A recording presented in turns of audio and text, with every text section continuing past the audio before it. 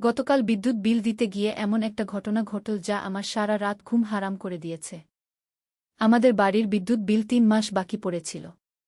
কাল সকালে ছেলে বলল, মা, আজ বিল পরিশোধ করতে হবে, নইলে কানেকশন কেটে দেবে। আমি তৈরি হয়ে নিলাম। সে বলল, তুমি একা যেজো না, আমি সাথে যাব। বিদ্যুৎ অফিসে পৌঁছে দেখি প্রচুর ভিড়। নম্বর নিয়ে লাইনে দাঁড়ালাম।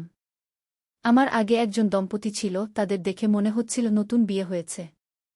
স্বামী তার স্ত্রীর কাগজপত্র গুছিয়ে দিচ্ছিল, এত যত্ন করে।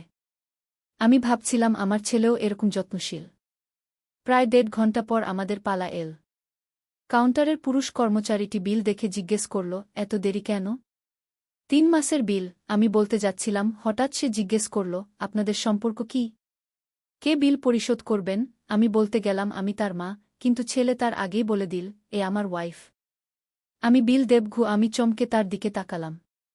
কর্মচারী রিসিপ্ট দিতে দিতে বলল, আচ্ছা, তাহলে আপনার নামেই রিসিপ্ট করে দিচ্ছি। বিল পরিশোধ হয়ে গেল।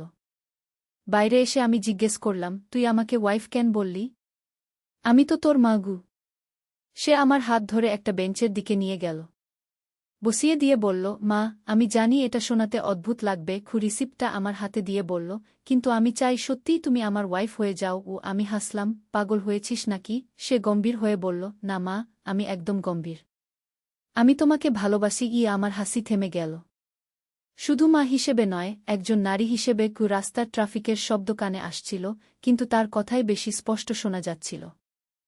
আমি জানি সমাজ এটা মানবে না, কিন্তু আমার ভালোবাসা সত্যি কি তার চোখে জল এসে গেছে। আমি তোমার যত্ন নিতে চাই, তোমার সব দায়িত্ব নিতে চাই। আমি উঠে যেতে চাইলাম। সে আমার শাড়ির আঁচল ধরে ফেল। মা, প্লিজ একবার ভেবে দেখো। আমরা কোথাও দূরে চলে যেতে পারি, যেখানে কেউ আমাদের চেনে না। বিদ্যুৎ অফিসের বাইরে সন্ধ্যার আলো জ্বলে উঠেছে। তুমি আমাকে বিয়ে করো, মা। আমি তোমাকে সুখী রাখব। আমি কিছু বলতে পারলাম না, শুধু রিসিপ্টটা শক্ত করে ধরে রাখলাম। এই গল্পটি সম্পূর্ণ শুনলে আপনাদের পানি অটোমেটিক বের হয়ে যাবে, যত দ্রুত সম্ভব হাতের কাছে টিস্যু নিয়ে বসে পড়ুন। বিছানার চাদর যেন নষ্ট না হয় সেটা সম্পূর্ণ খেয়াল রাখার অনুরোধ জানিয়ে গল্পটি এখন শুরু করব। তার আগে সর্বশেষ অনুরোধ, দয়া করে এমন পানি বের করার গল্প নিয়মিত শুনতে আমাদের চ্যানেলটি সকলেই সাবস্ক্রাইব করুন। ধন্যবাদ। হ্যালো বন্ধুরা, আমার নাম শ্রাবণী রায়। আমার বয়স ৪৩ বছর। আমার স্বামীর নাম সৌরভ রায়, বয়স ৪৬ বছর। আমাদের ২ সন্তান, তনয় আর ঋতিকা। তনয় ২০ বছর বয়সী, ইউনিভার্সিটিতে পড়ে। ঋতিকা ১৩ বছর বয়সী, হাই স্কুলে যায়। ঘটনাটা শুরু হয়েছিল গত সোমবার সকাল থেকে। আমার স্বামী সৌরভ একটা ব্যাংকে অ্যাসিস্ট্যান্ট ম্যানেজার হিসেবে কাজ করেন। সেদিন সকালে নাস্তার টেবিলে বসে সে বলল, শ্রাবণী, আগামীকাল আমাকে ঢাকায় যেতে হবে।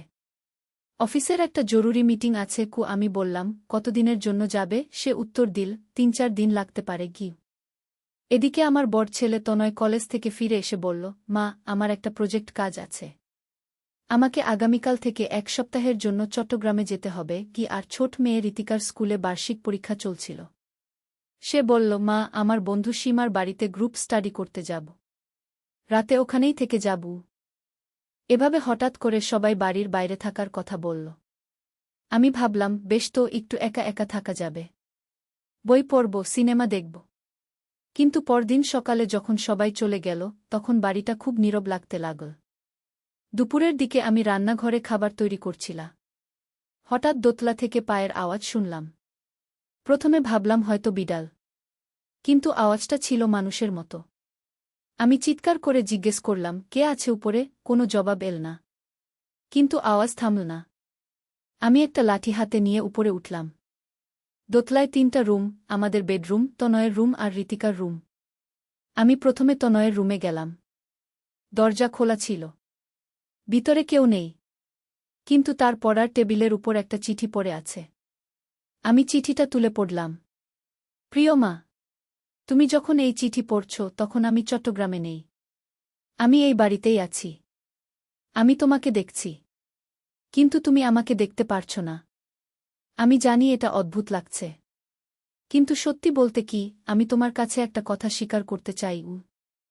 আমার হাত কাঁপতে শুরু করল। চিঠিতে আরও লেখা ছিল, আমি বরাবরই তোমাকে একজন মা হিসেবে না দেখে একজন সুন্দর নারী হিসেবে দেখেছি। তোমার এই রূপ, তোমার এই সৌন্দর্য আমাকে পাগল করে দেয়। আমি জানি এটা ভুল। কিন্তু আমার হৃদয় আমার নিয়ন্ত্রণে নেই। আমি তোমাকে ভালোবাসি, মা। শুধু মা হিসেবে নয়, একজন পুরুষ একজন নারীকে যেভাবে ভালোবাসে সেভাবে। আমি চিঠিটা ফেলে দিয়ে চিৎকার করলাম, তনয়, তুই কোথায়? বের হয়ে আয়। কিন্তু কোনো সাড়া পেলাম না। শুধু আমার নিজের কণ্ঠস্বরের প্রতিধ্বনি শুনলাম। আমি ঋতিকার রুমে গেলাম।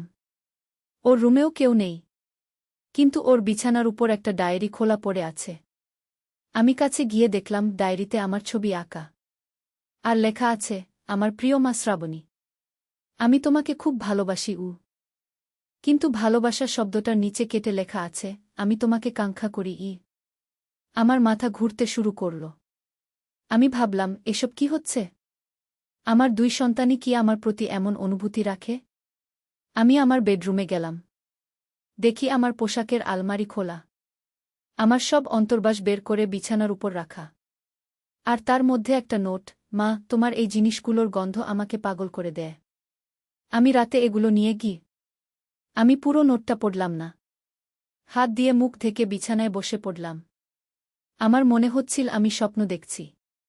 এসব কি ঘটছে আমার সাথে? হঠাৎ ফোন বাজল। আমি ফোনটা তুলে নিলাম। ওপাশ থেকে তনয়ের গলা শুনলাম। কিন্তু গলাটা কেমন যেন ভারী এবং কাঁপা কাঁপা। মা, তুমি কি আমার চিঠি পড়েছ? আমি বললাম, তনয়, তুই কোথায়? এসব কি লিখেছিস? সে বলল, মা, আমি এই বাড়িতেই আছি।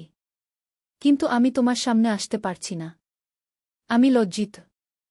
আমি জানি আমার এই অনুভূতিগুলো ভুল। কিন্তু আমি নিজেকে নিয়ন্ত্রণ করতে পারি না। আমি বললাম, তুই কি বলছিস তনয়? তুই তো আমার ছেলে। সে বলল, হ্যাঁ মা, আমি তোমার ছেলে। কিন্তু আমি একজন পুরুষও। আর তুমি একজন অসাধারণ সুন্দর নারী। প্রতিদিন তোমাকে দেখে, তোমার সাথে কথা বলে আমার ভিতরে যে অনুভূতি জন্মেছে সেটা আর চেপে রাখতে পারছি না। ফোনের লাইন কেটে গেল। আমি ফোনটা রেখে দিয়ে ভাবলাম, আমার কি করা উচিত? আমি কি পুলিশে খবর দেব? কিন্তু তনয় তো আমার নিজের সন্তান। সন্ধ্যার দিকে আবার ফোন বাজল। এবার ঋতিকার গলা। মা, তুমি আমার ডায়েরি দেখেছ? আমি বললাম, ঋতিকা, তুই কোথায়? এসব কি লিখেছিস তোর ডায়েরিতে? সে বলল, মা, আমি জানি আমি এখনো ছোট। কিন্তু আমি বুঝি। আমি বুঝি যে তুমি কতটা সুন্দর, কতটা আকর্ষণীয়। আমি রাতে শুয়ে শুয়ে তোমার কথা ভাবি। তোমার স্পর্শ কেমন হবে, তোমার ঠোঁট কেমন স্বাদের। আমি চিৎকার করে বললাম, ঋতিকা, তুই কি বলছিস? সে বলল, মা, আমি জানি এটা ভুল। কিন্তু আমি তোমাকে ভালোবাসি। আমি চাই তুমি আমার হয়ে যাও। শুধু আমার। ফোনের লাইন আবার কেটে গেল। রাতের বেলা আমি ঘুমাতে পারলাম না। মনে হচ্ছিল কেউ যেন আমাকে দেখছে। আমি উঠে জানালার পর্দা সরিয়ে বাইরে তাকালাম। অন্ধকারে কিছুই দেখতে পেলাম না। কিন্তু মনে হচ্ছিল কোথাও যেন কেউ লুকিয়ে আছে। মধ্যরাতে হঠাৎ আমার রুমের দরজায় টোকা পড়ল। আমি বললাম, কে? ওপাশ থেকে তনয়ের গলা, মা, আমি। দরজা খোলো। আমি বললাম, তনয়, তুই কি পাগল হয়ে গেছিস? তুই তো চট্টগ্রামে গেছিস। সে বলল, না মা, আমি এই বাড়িতেই আছি। আমি লুকিয়ে আছি। আমি তোমার কাছে আসতে চাই। তোমাকে স্পর্শ করতে চাই। আমি দরজায় খিল দিয়ে দিলাম। কিন্তু টোকা থামল না। আরও জোরে টোকা পড়তে লাগল। আর তার সাথে তনয়ের গলায় কান্নার আওয়াজ, মা, প্লিজ দরজা খোলো। আমি তোমার প্রয়োজন।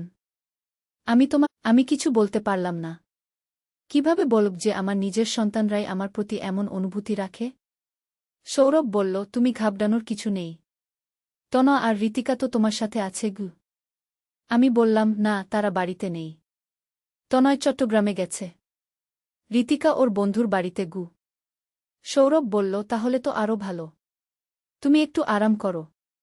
আমি ফিরেই তোমাকে কোথাও ঘুরতে নিয়ে যাব। ফোনটা রেখে আমি ভাবলাম, আমি কি সত্যিই পাগল হয়ে যাচ্ছি? আমার সন্তানরা কি সত্যিই এমন? নাকি আমার মনের কোনো অসুখ হয়েছে? রাত 8টার দিকে আবার দরজায় টোকা পড়ল। আমি জিজ্ঞেস করলাম, কে? এবার ঋতিকার গলা, মা, আমি। দরজা খোলো। আমি বললাম, ঋতিকা, তুই কখন ফিরলি? সে বলল, আমি ফিরি নাই মা। আমি এই বাড়িতেই লুকিয়েছিলাম। আমি তোমাকে দেখছিলাম। তোমার রূপে আমি মুগ্ধ হয়ে গেছি গু। আমি বললাম, ঋতিকা, তুই কি বলছিস? তুই তো আমার মেয়ে ঘে। সে বলল, হ্যাঁ মা, আমি তোমার মেয়ে। কিন্তু আমি বুঝে গেছি যে আমি তোমাকে একজন মা হিসেবে নয়, একজন নারী হিসেবে ভালোবাসি। আমি চাই তুমি শুধু আমার হয়ে থাকো গু। আমি আর সহ্য করতে পারলাম না। আমি চিৎকার করে বললাম, তোরা দুজনেই কি পাগল হয়ে গেছিস? আমি তোদের মা। হঠাৎ ঘরের ভিতর থেকে একটা হাসির আওয়াজ শুনলাম। আমি চমকে ঘুরে তাকালাম। দেখি আমার স্বামী সৌরভ বিছানায় বসে হাসছে। আমি অবাক হয়ে বললাম, সৌরভ, তুমি কখন এলে? তুমি তো ঢাকা ছিলে গু। সে বলল, আমি কখনোই ঢাকায় যাইনি শ্রাবণী। আমি এই বাড়িতেই ছিলাম। লুকিয়েছিলাম গু। আমি বললাম, কেন? কেন তুমি এমনটা করলে? সে উঠে এসে আমার কাছে দাঁড়াল। তার চোখে একটা অদ্ভুত চাহনি। কারণ আমি তোমাকে পরীক্ষা করতে চেয়েছিলাম। আমি জানতে চেয়েছিলাম তুমি আমাদের সন্তানদের এই ধরনের প্রেমে কিভাবে সাড়া দেবে গু। আমি পেছনে সরে গেলাম। তুমি কি বলছো সৌরভ? সে বলল, শ্রাবণী, আমি দীর্ঘদিন ধরে লক্ষ্য করছিলাম যে তনয়া আর ঋতিকা তোমার প্রতি স্বাভাবিক সন্তানের ভালোবাসা ছাড়িয়ে অন্য কিছু অনুভব করে। আমি তাদের কথাবার্তা, তাদের আচরণ দেখেছি। আর আজকে আমি এই নাটক সাজিয়ে নিশ্চিত হতে চেয়েছিলাম গু। আমার মাথা ঘুরছিল। মানে তনয়া আর ঋতিকা সত্যিই গু? সৌরভ বলল, হ্যাঁ, তারা সত্যিই তোমার প্রতি এমন অনুভূতি রাখে। আর আমি তাদের সেই অনুভূতিকে কাজে লাগিয়ে আজকের এই নাটক সাজিয়েছি গু। ঠিক তখনই রুমের দরজা খুলে গেল। তনয়া আর ঋতিকা একসাথে ঢুকল। তারা দুজনেই হাসছিল। আমি তাদের দিকে তাকিয়ে বললাম, তোরা এখানে? তোরা তো তনয় বলল, মা, আমি কখনোই চট্টগ্রামে যাইনি। আমি এই বাড়িতেই ছিলাম ঘ। ঋতিকা বলল, আর আমিও কখনো সীমার বাড়িতে যাইনি। আমি এই বাড়িতেই লুকিয়েছিলাম ঘ। আমি বুঝতে পারছিলাম না কি হচ্ছে। তোরা সবাই মিলে আমার সাথে কি করলে? সৌরভ বলল, শ্রাবণী, আমরা তোমাকে একটা সারপ্রাইজ দিতে চেয়েছিলাম গু। আমি বললাম, সারপ্রাইজ? এটা কোন ধরনের সারপ্রাইজ? তোরা আমাকে এত ভয় পাইয়েছিস কেন? তনয় কাছে এসে বলল, মা, আসলে ব্যাপারটা হচ্ছে আগামীকাল তোমার জন্মদিন। আমরা চেয়েছিলাম তোমাকে একটা অভিনব সারপ্রাইজ দিতে গু। ঋতিকা বলল, আমাদের পরিকল্পনা ছিল তোমাকে এমনভাবে ভয় পাইয়ে রাখব যাতে তুমি আগামীকালের জন্মদিনের কথা ভুলে যাও গু। সৌরভ বলল, কিন্তু আমরা ভাবিনি যে তুমি এত বেশি ভয় পেয়ে যাবে গু। আমি রাগ করে বললাম, তোরা কি পাগল? এমনভাবে কেউ সারপ্রাইজ দেয়? আমার তো হার্ট অ্যাটাক হয়ে যেতে পারত। তনয় বলল, সরি মা, আমরা ভাবিনি যে তুমি এত ভয় পাবে গু। ঋতিকা বলল, আমরা শুধু চেয়েছিলাম তোমাকে একটা থ্রিলিং অভিজ্ঞতা দিতে গু। আমি বললাম, কিন্তু তোরা যেসব চিঠি লিখেছিস, যেসব কথা বলেছিস, সেগুলো কি? সৌরভ হেসে বলল, সেগুলো সব আমাদের অভিনয় ছিল। আমরা জানি তুমি হরর মুভি আর রহস্যের গল্প পছন্দ কর। তাই আমরা ভাবলাম তোমাকে একটা লাইভ হরর এক্সপেরিয়েন্স দেব গু। তনয় বলল, আর মা, আমরা তোমার রিয়াকশন রেকর্ড করেছি। তুমি যেভাবে ভয় পেয়েছিস, সেটা দেখলে হাসতে হাসতে পেট ব্যথা হয়ে যাবে গু। আমি বললাম, তোরা আমার সাথে রেকর্ড করেছিস? ঋতিকা বলল, হ্যাঁ মা, আমরা গোপনে ক্যামেরা লাগিয়েছিলাম। তোমার ভয় পাওয়ার দৃশ্যগুলো খুবই মজার হয়েছে গি। আমি রাগ করে বললাম, তোরা এত বড় শয়তানি করলি? আমি কত চিন্তায় ছিলাম গু। সৌরভ আমার কাছে এসে আমার হাত ধরল। শ্রাবণী, আমরা সত্যিই সরি। আমরা ভাবিনি যে তুমি এত বেশি ভয় পাবে গু। আমি বললাম, কিন্তু তোরা যেসব অশ্লীল কথা বলেছিস, সেগুলো কেন বলেছিস? তনয় বলল, মা, আমরা জানতাম যে এই ধরনের কথাবার্তা তোমাকে সবচেয়ে বেশি অস্বস্তিতে ফেলবে। আমরা চেয়েছিলাম তুমি সত্যিকার অর্থে ভয় পাও। ঋতিকা বলল, আমরা কখনোই তোমার প্রতি এমন কোনো অনুভূতি রাখি না। আমরা তোমাকে শুধু একজন মা হিসেবেই ভালোবাসি। আমি একটু স্বস্তির নিঃশ্বাস ফেললাম। তাহলে তোদের সব কথাই মিথ্যা ছিল? সৌরভ বলল, হ্যাঁ, সব মিথ্যা। আমরা শুধু তোমাকে জন্মদিনের সারপ্রাইজ দিতে চেয়েছিলাম গ। তনয় বলল, মা, তুমি রাগ করো না। আগামীকাল তোমার জন্মদিনে আমরা তোমাকে সত্যিকারের একটা ভালো সারপ্রাইজ দেব গু। ঋতিকা বলল, আমরা তোমার জন্য একটা বট কেক অর্ডার করেছি। আর তোমার প্রিয় রেস্তোরাঁ ডিনারের বুকিং দিয়েছি গু। আমি বললাম, কিন্তু আমি এখনও কাঁপছি। তোরা আমাকে এত ভয় পাইয়েছিস। সৌরভ আমাকে জড়িয়ে ধরল। শ্রাবণী, আমি সত্যিই সরি। আমরা ভুল করেছি। আমরা তোমাকে এত ভয় পাওয়ানোর কথা ভাবিনি গিয়ে। আমি বললাম, আমি ভেবেছিলাম আমার পরিবার সত্যিই পাগল হয়ে গেছে গিয়ে। তনয় বলল, মা, আমরা পাগল হইনি। আমরা শুধু তোমাকে একটা অন্যরকম অভিজ্ঞতা দিতে চেয়েছিলাম গু। ঋতিকা বলল, কিন্তু আমরা বুঝতে পারিনি যে এই অভিজ্ঞতা তোমার জন্য এত ভয়ানক হবে গু। আমি বললাম, আচ্ছা, তোরা কিভাবে এই পুরো প্ল্যান করেছিলি? সৌরভ বলল, আমরা 2 সপ্তাহ ধরে এই প্ল্যান করেছি। আমি অফিসে ছুটি নিয়েছিলাম কিন্তু তোমাকে বলিনি গিয়ে।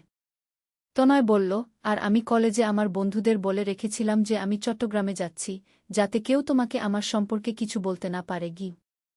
ঋতিকা বলল, আর আমি সীমাকে বলে রেখেছিলাম যে আমি অসুস্থ, তাই স্কুলে যেতে পারব না গি। আমি বললাম, তোরা কত চালাক! সবকিছু এত নিখুঁতভাবে প্ল্যান করেছিলি উ। সৌরভ বলল, আমরা চেয়েছিলাম তোমাকে সত্যিকারের একটা সারপ্রাইজ দিতে। কিন্তু আমরা ভাবিনি যে তুমি এত বেশি ভয় পাবে গু। আমি বললাম, আমি গত 3 দিন ধরে একটা দুঃস্বপ্নে বেঁচেছিলাম গু। তনয় বলল, মা, আমরা সত্যিই দুঃখিত। আমরা এর জন্য তোমার ক্ষমা চাই উ।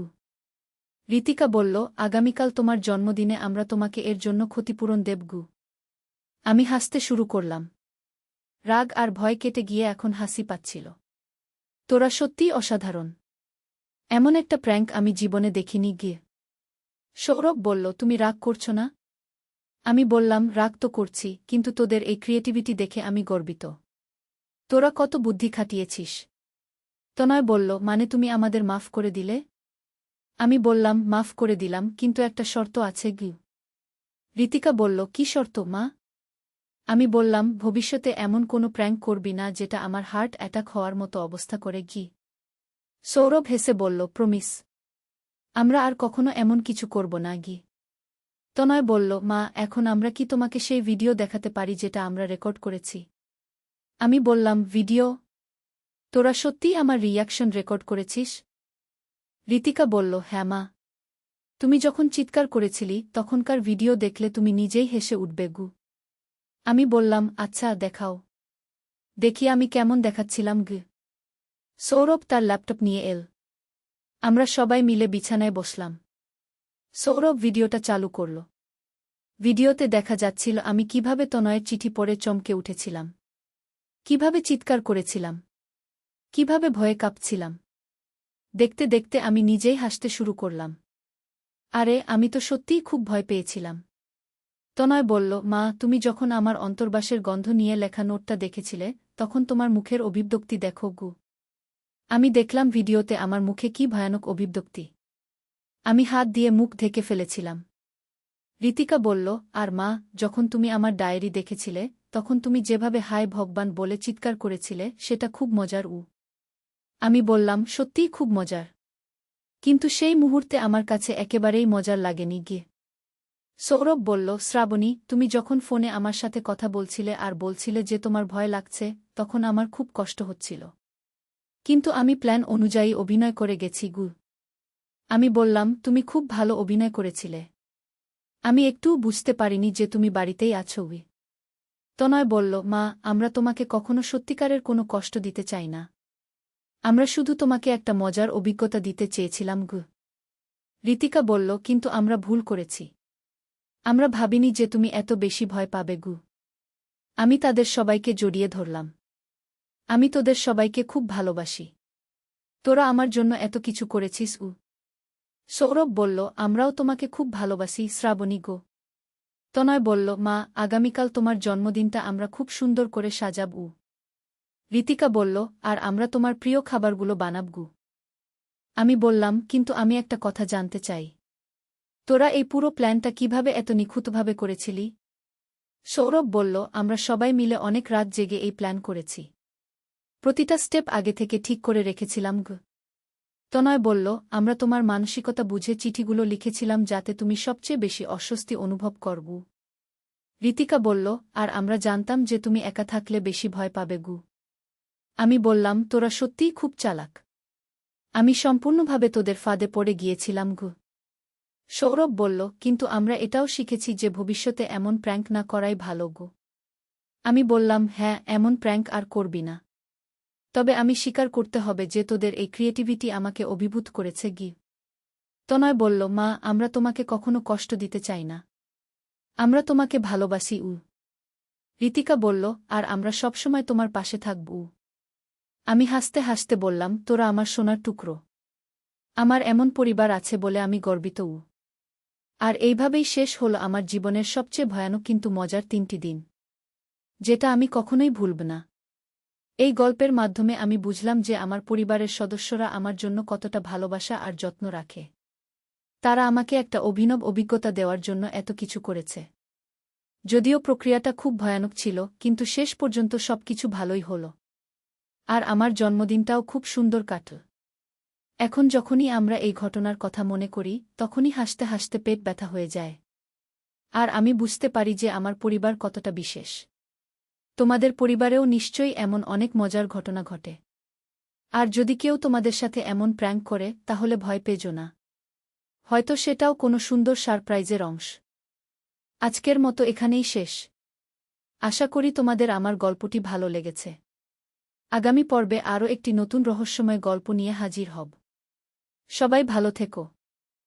এই গল্প এখানেই শেষ হতে পারত, কিন্তু জীবন তো আর থেমে থাকে না। আরও অনেক ঘটনা ঘটেছে আমাদের জীবনে। অর্ক যখন 10 বছর বয়সে পৌঁছাল, তখন তার ক্ষমতা আরও শক্তিশালী হয়ে উঠল।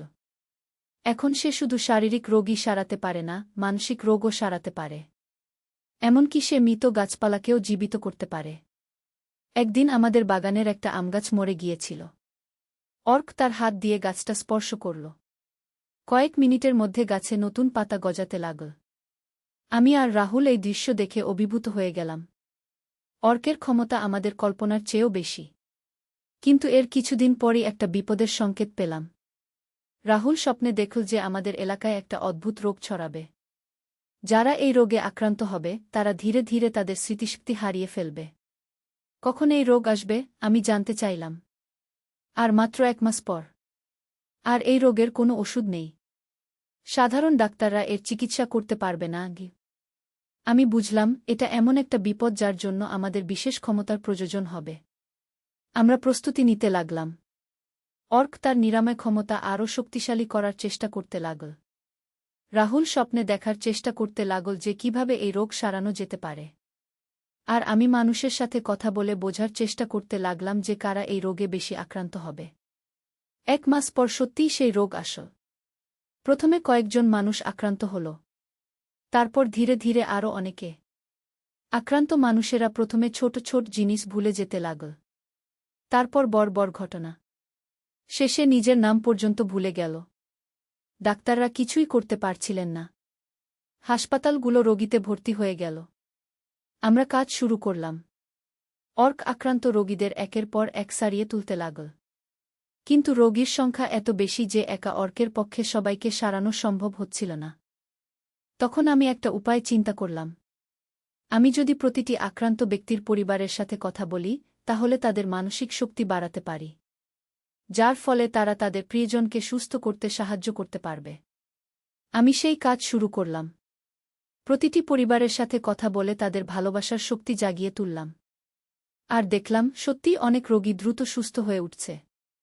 রাহুল তার স্বপ্নের মাধ্যমে বুঝতে পারছিল কোন রোগী কতটা খারাপ অবস্থায় আছে। ফলে আমরা সবচেয়ে গুরুতর রোগীদের ঘুমের ওষুধ খাওয়ানোর সময় ছেলে আমার হাত ধরে বলল এমন কথা যা আমার নিদ্রা হারাম করে দিল। ছেলে কয়েকদিন ধরে ঠিকমতো ঘুমাতে পারছিল না। ডাক্তার ঘুমের ওষুধ দিয়েছেন। রাতে ওষুধ খাওয়ানোর জন্য তার ঘরে গেলাম। টেবিল ল্যাম্পের আবছা আলো, সে বিছানায় শুয়ে। ওষুধ এনে দিলাম। পানি খেতে গিয়ে সে আমার হাত ধরে ফেল। মা, এই ওষুধ কি আমার স্বপ্ন নিয়ন্ত্রণ করে? আমি বললাম, কেন? সে বলল, কারণ আমি প্রতি রাতে তোমাকে নিয়ে স্বপ্ন দেখি। আমি অবাক হয়ে তাকালাম। কেমন স্বপ্ন? জিজ্ঞেস করলাম। রুমের অন্ধকারে তার কণ্ঠস্বর কাঁপছিল, তুমি আর আমি। স্বামী স্ত্রী হিসেবে ওষুধের গ্লাস আমার হাত থেকে পড়ে যেতে যেতে থেমে গেল। মা, আমি জানি এটা ভুল, কিন্তু আমি তোমাকে ভালোবাসি। বিছানার পাশে বসে সে আমার দিকে তাকিয়ে বলল, স্বপ্নে আমরা সুখী, বাস্তবেও কি পারব না? আমি উঠে যেতে চাইলাম। সে আমার শাড়ির আঁচল ধরে ফেল। মা, তুমি আমাকে বিয়ে করো। ঘুমের ওষুধের মতো আমার চেতনাও ঝাপসা হয়ে আসছিল। এই গল্পটি সম্পূর্ণ শুনলে আপনাদের পানি অটোমেটিক বের হয়ে যাবে, যত দ্রুত সম্ভব হাতের কাছে টিস্যু নিয়ে বসে পড়ো। বিছানার চাদর যেন নষ্ট না হয় সেটা সম্পূর্ণ খেয়াল রাখার অনুরোধ জানিয়ে গল্পটি এখন শুরু করব। তার আগে সর্বশেষ অনুরোধ, দয়া করে এমন পানি বের করার গল্প নিয়মিত শুনতে আমাদের চ্যানেলটি সকলেই সাবস্ক্রাইব করুন। ধন্যবাদ। হ্যালো বন্ধুরা, আমার নাম সোমা দেবী। আমার বয়স ৪১ বছর। আমার স্বামীর নাম কৌশিক দেবী, বয়স ৪৪ বছর। আমাদের ২ সন্তান, রাহুল আর পূর্ণিমা। রাহুল ২০ বছর বয়সী, ভার্সিটিতে পড়ে। পূর্ণিমা ১৩ বছর বয়সী, হাই স্কুলে যায়। আজ যে গল্পটি বলতে যাচ্ছি সেটা আমার জীবনের সবচেয়ে রহস্যময় ও রোমাঞ্চকর অভিজ্ঞতা। এমন কিছু ঘটেছিল যা আমি আগে কখনো কল্পনাও করতে পারিনি। সেই রাতে রাহুলের কথা শুনে আমার মাথায় যেন বজ্রপাত হল। আমি দ্রুত তার ঘর থেকে বেরিয়ে এলাম। করিডোরে দাঁড়িয়ে থেকে ভাবলাম, এটা কি হচ্ছে? আমার ছেলে কেন এমন কথা বলছে? পরের দিন সকালে আমি রাহুলের সাথে কথা বলার চেষ্টা করলাম। কিন্তু সে যেন রাতের সেই কথাগুলো একেবারেই ভুলে গেছে। স্বাভাবিকভাবেই আমাকে মা বলে ডাকছে, কোনো অদ্ভুত আচরণ নেই। আমি ভাবলাম হয়তো ঘুমের ওষুধের পার্শ্বপ্রতিক্রিয়া। কিন্তু পরবর্তী কয়েকদিনে যা ঘটল তা আমাকে সম্পূর্ণ হতবাক করে দিল। ৩ দিন পর আবার রাতে রাহুলের ঘরে ওষুধ দিতে গেলাম। এবারও সে আমার হাত ধরে একই ধরনের কথা বলতে লাগল। মা, আমি তোমাকে ছাড়া বাঁচতে পারি না। আমরা কেন একসাথে থাকতে পারি না? আমি বুঝতে পারলাম, এটা শুধু ওষুধের পার্শ্বপ্রতিক্রিয়া নয়। কিছু একটা গভীর সমস্যা আছে। পরের দিন আমি কৌশিকের সাথে এ নিয়ে কথা বললাম। কিন্তু সে বিষয়টাকে হালকাভাবে নিল। বাচ্চা ছেলে কিছু অদ্ভুত স্বপ্ন দেখছে। বড় হলে সব ঠিক হয়ে যাবে, কিন্তু আমার মন বলছিল এটা কোনো সাধারণ বিষয় নয়। ১ সপ্তাহ পর রাতে আমি রাহুলের ঘরে গিয়ে দেখি সে জেগে বসে আছে। টেবিল ল্যাম্পের নিচে কোনো একটা বই পড়ছে। আমি কাছে গিয়ে দেখি সেটা কোনো সাধারণ বই নয়। একটা পুরানো চামড়ার বাঁধানো ডায়েরি। পাতাগুলো হলুদ হয়ে গেছে সময়ের সাথে। রাহুল, এটা কোথায় পেলে? আমি জিজ্ঞেস করলাম। সে চমকে ওঠে। মা, তুমি এসেছ? এই ডায়েরিটা আমি আমাদের পুরানো ট্রাঙ্কে পেয়েছি। এটা দাদির লেখাগু। দাদি মানে আমার শাশুড়ি। তিনি ১৫ বছর আগে মারা গেছেন। আমি ডায়েরিটা হাতে নিয়ে পাতা উল্টাতে লাগলাম। অদ্ভুত সব লেখা। কিছু বাংলায়, কিছু সংস্কৃতে। কিছু কিছু শব্দ আমি চিনতেই পারছি না। তুমি এটা পড়তে পারো? আমি রাহুলকে জিজ্ঞেস করলাম। হ্যাঁ মা, অদ্ভুত ব্যাপার।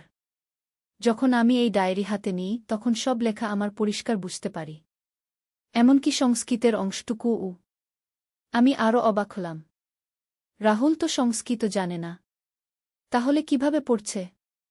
এখানে কি লেখা আছে? আমি জানতে চাইলাম। রাহুল একটা পাতা খুলে বলল, দাদি লিখেছেন যে আমাদের পরিবারে একটা বিশেষ ক্ষমতা আছে। প্রতি ৩ প্রজন্মে একবার একজন জন্মায় যে অন্যদের স্বপ্ন নিয়ন্ত্রণ করতে পারে। এমনকি অন্যদের চিন্তাভাবনাও প্রভাবিত করতে পারে কি? আমার গা শিউরে উঠল। তার মানে? দাদি লিখেছেন এই ক্ষমতা যার আছে সে জানেও না যে সে এটা ব্যবহার করছে। এটা তার অবচেতন মন থেকে আসে। যখন সে কাউকে খুব ভালোবাসে বা কারও প্রতি তীব্র আকর্ষণ অনুভব করে, তখন এই ক্ষমতা সক্রিয় হয় গে। আমি বুঝতে পারলাম রাহুল হয়তো অজান্তেই আমার স্বপ্ন ও চিন্তাভাবনা প্রভাবিত করছে। কিন্তু কেন আমাকে নিয়ে? এর উত্তর পেতে আমি ডায়েরিটা আরও পড়তে লাগলাম। পরের পাতায় আরও চমকপ্রদ তথ্য। দাদি লিখেছেন এই ক্ষমতার অধিকারী ব্যক্তি সবসময় তার মায়ের প্রতি বিশেষ আকর্ষণ অনুভব করে। এটা প্রাকৃতিক নিয়ম। কারণ মা হচ্ছেন তার সবচেয়ে কাছের মানুষ। এই আকর্ষণ রোমান্টিক নয়, বরং আধ্যাত্মিক। কিন্তু অনভিজ্ঞ মনে এটা রোমান্টিক ভালোবাসা হিসেবে প্রকাশ পায়। আমি একটু স্বস্তি পেলাম। তাহলে রাহুলের এই আচরণ কোনো অস্বাভাবিক যৌন আকর্ষণ নয়। এটা তার অজানা ক্ষমতার প্রভাব। কিন্তু পরবর্তী অংশ পড়ে আমার রক্ত শীতল হয়ে গেল। দাদি লিখেছেন এই ক্ষমতা যদি সঠিকভাবে নিয়ন্ত্রণ না করা হয় তাহলে এটা ধীরে ধীরে মায়ের মানসিক স্বাস্থ্য নষ্ট করে দেয়া। মা ধীরে ধীরে তার নিজের পরিচয় হারিয়ে ফেলেন। তিনি শুধুমাত্র ছেলের ইচ্ছা অনুযায়ী চিন্তা করতে শুরু করেন।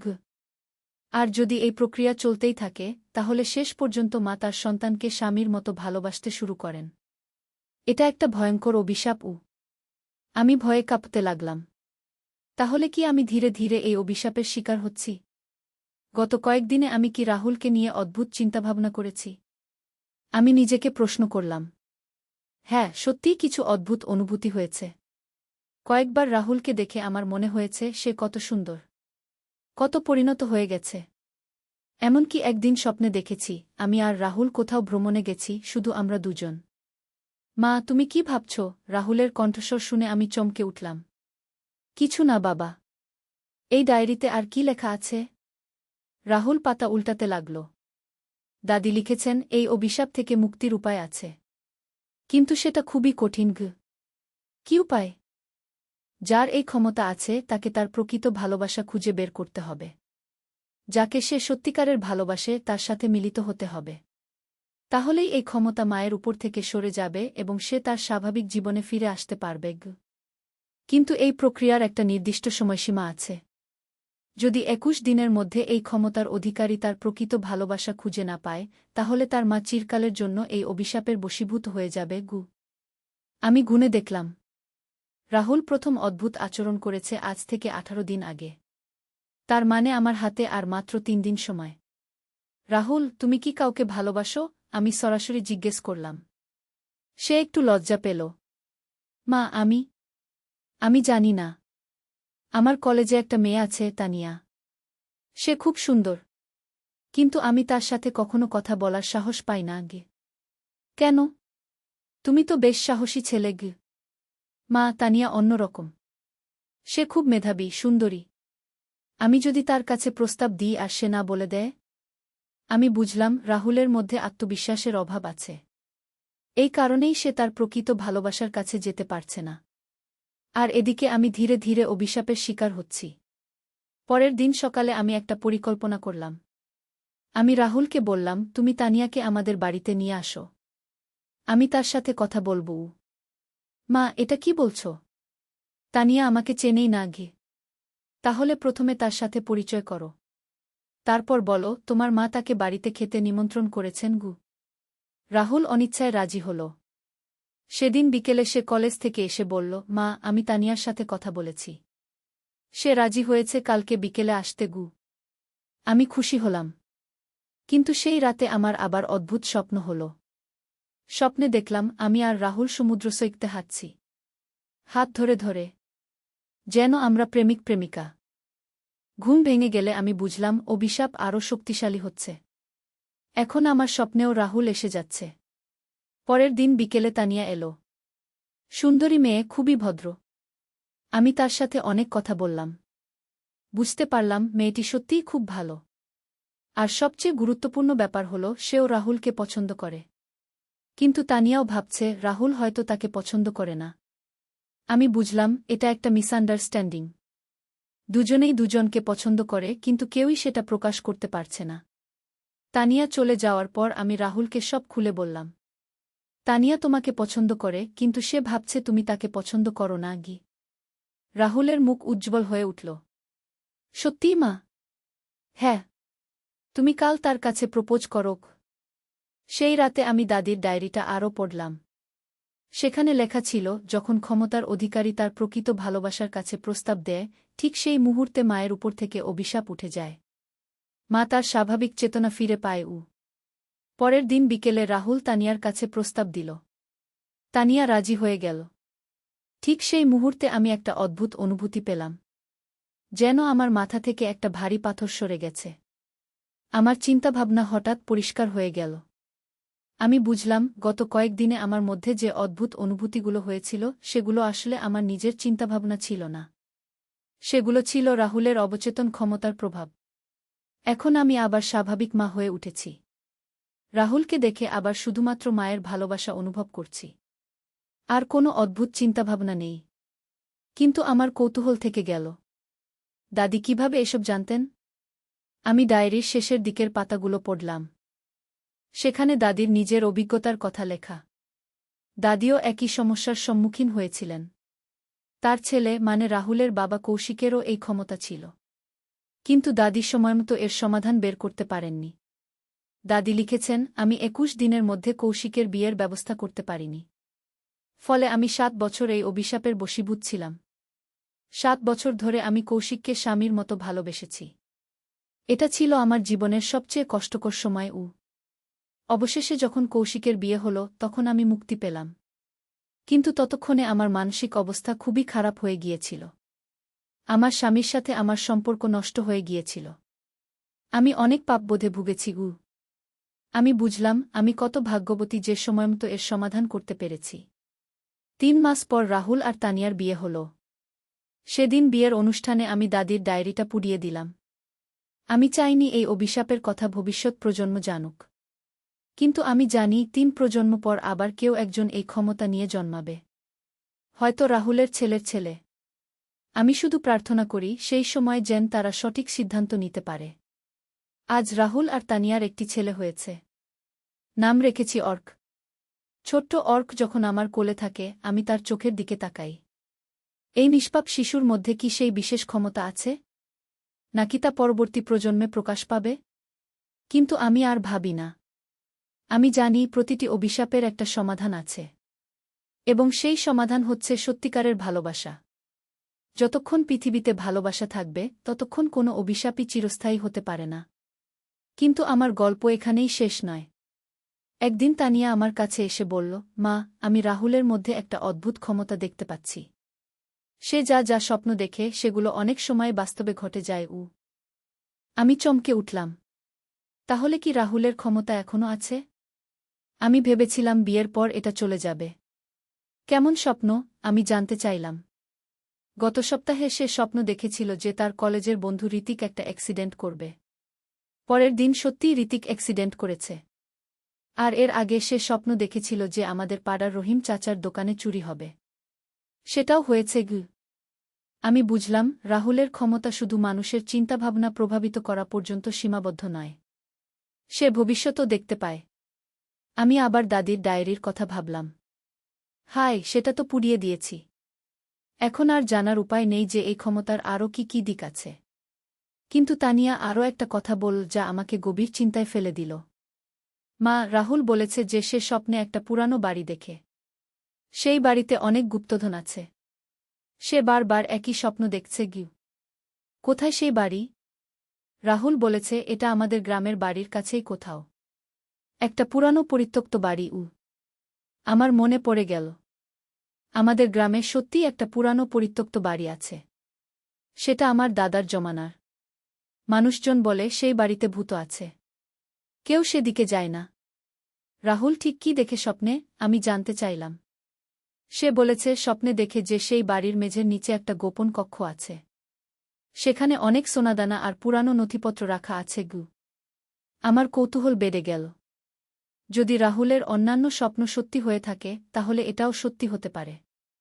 পরের সপ্তাহে আমরা সবাই মিলে গ্রামের বাড়িতে গেলাম। রাহুল, তানিয়া, ছোট অর্ক আর আমি। কৌশিক অফিসের কাজে ব্যস্ত ছিল তাই আসতে পারেনি। গ্রামে পৌঁছানোর পর রাহুল আমাদের সেই পুরানো বাড়িটা দেখাল। সত্যিই খুব পুরানো। দেয়ালে শ্যাওলা ধরেছে। ছাদ জায়গায় জায়গায় ভেঙে পড়েছে। মা, ঠিক এই বাড়িটাই আমি স্বপ্নে দেখি। রাহুল বলল। আমরা বাড়িটার ভিতরে ঢুকলাম। ভিতরে কিছু পুরানো আসবাবপত্র পড়ে আছে। মাকসার জাল সব জায়গায়। রাহুল একটা নির্দিষ্ট জায়গায় গিয়ে মেঝের দিকে তাকাল।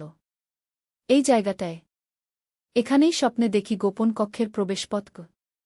আমরা সেই জায়গার মেঝে পরীক্ষা করলাম। দেখলাম একটা অংশ অন্য অংশের চেয়ে একটু আলাদা। যেন নিচে ফাঁকা জায়গা আছে। গ্রাম থেকে কয়েকজন লোক ডেকে এনে সেই জায়গা খোঁড়ানো শুরু করলাম। প্রায় 3 ফুট খোঁড়ার পর একটা কাঠের ঢাকনা পেলাম। ঢাকনা সরানোর পর দেখি সত্যিই নিচে একটা গোপন কক্ষ। সিঁড়ি দিয়ে নামার ব্যবস্থা আছে। আমরা টর্চ নিয়ে নিচে নামলাম। কি দেখি? পুরো কক্ষটা ভর্তি সোনার গয়না, পুরানো মুদ্রা আর নানান ধরনের মূল্যবান জিনিস। একপাশে অনেকগুলো পুরানো বই আর নথিপত্র। এটা কার সম্পত্তি হতে পারে? তানিয়া জিজ্ঞেস করল। আমি সেই নথিপত্রগুলো দেখলাম। সবই পুরানো বাংলায় লেখা। কিছু কিছু পড়তে পারলাম। বুঝলাম এগুলো আমাদেরই পূর্বপুরুষদের সম্পত্তি। কোনো এক সময়ে তারা এসব লুকিয়ে রেখেছিলেন। একটা কাগজে লেখা ছিল, যদি আমাদের বংশে কেউ বিশেষ ক্ষমতার অধিকারী হয় তাহলে সেই এই ধনসম্পদের প্রকৃত উত্তরাধিকারী। কারণ শুধুমাত্র বিশেষ ক্ষমতার মাধ্যমেই এই গুপ্তধনের সন্ধান পাওয়া সম্ভব। আমি বুঝলাম রাহুল তার ক্ষমতার কারণেই এই ধনসম্পদের সন্ধান পেয়েছে। এটা আমাদের পারিবারিক সম্পত্তি। সেই গুপ্তধন পেয়ে আমাদের আর্থিক অবস্থা অনেক ভালো হয়ে গেল। রাহুল একটা ভালো ব্যবসা শুরু করল। তানিয়া তার পড়াশোনা চালিয়ে যেতে পারল। কিন্তু সবচেয়ে গুরুত্বপূর্ণ বিষয় হল রাহুল তার ক্ষমতা এখন ভালো কাজে ব্যবহার করতে শিখেছে। সে স্বপ্নে দেখে কোথায় বিপদ হতে পারে, তারপর সেই বিপদ থেকে মানুষদের সাবধান করে দেয়। একবার সে স্বপ্ন দেখল আমাদের এলাকায় বন্যা হবে। আমরা সবাইকে আগে থেকেই সাবধান করে দিলাম। ফলে অনেক মানুষের জীবন বেঁচে গেল। আরেকবার সে স্বপ্ন দেখল একটা বাড়িতে আগুন লাগবে। আমরা আগে থেকেই ফায়ার ব্রিগেডকে খবর দিয়ে রাখলাম। ফলে আগুন লাগার সাথে সাথেই তারা পৌঁছে গিয়ে বড় ক্ষয়ক্ষতি রোধ করতে পারল। এভাবে রাহুল তার ক্ষমতা মানুষের কল্যাণে ব্যবহার করতে লাগল। আর আমি বুঝলাম এই ক্ষমতা আসলে অভিশাপ নয়, বরং একটা আশীর্বাদ। শুধু সেটা সঠিকভাবে ব্যবহার করতে জানতে হয়। কিন্তু একদিন রাহুল একটা অদ্ভুত স্বপ্ন দেখল।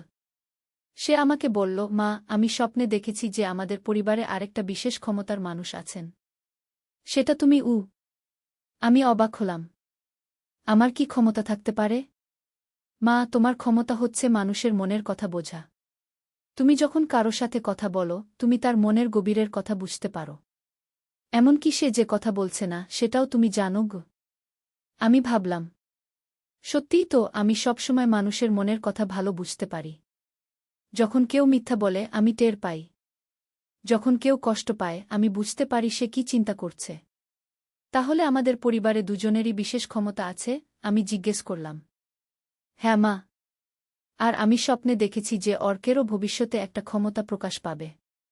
সে মানুষের রোগ নিরাময় করতে পারবে গি। আমি বুঝলাম আমাদের পরিবারটা আসলে খুবই বিশেষ। আমাদের প্রত্যেকের আলাদা আলাদা ক্ষমতা আছে। কয়েক বছর পর সত্যিই অর্কের মধ্যে অদ্ভুত ক্ষমতা প্রকাশ পেল। সে যখন কারো হাত স্পর্শ করে, তার রোগ ভালো হয়ে যায়। প্রথমে আমরা বিশ্বাস করিনি। কিন্তু পরে দেখলাম সত্যিই সে অনেক মানুষের রোগ সারিয়ে দিতে পারে। একদিন আমাদের পাড়ার এক বৃদ্ধ মানুষ খুব অসুস্থ হয়ে পড়েছিলেন। ডাক্তাররা বলেছিলেন আর কিছু করার নেই। অর্ক তার হাত ধরে বসে রইল কিছুক্ষণ। পরের দিন দেখি বৃদ্ধ মানুষটি সম্পূর্ণ সুস্থ হয়ে উঠেছেন। এভাবে আমাদের পরিবার একটা অদ্ভুত পরিবারে পরিণত হল। আমরা তিনজনের তিন রকম ক্ষমতা। রাহুল ভবিষ্যৎ দেখতে পায়, আমি মানুষের মনের কথা বুঝি, আর অর্ক রোগ সারাতে পারে। কিন্তু আমরা এই ক্ষমতাগুলো গোপনে রেখে মানুষের সেবায় ব্যবহার করতে লাগলাম, যাতে কেউ আমাদের নিয়ে অদ্ভুত চিন্তাভাবনা না করে।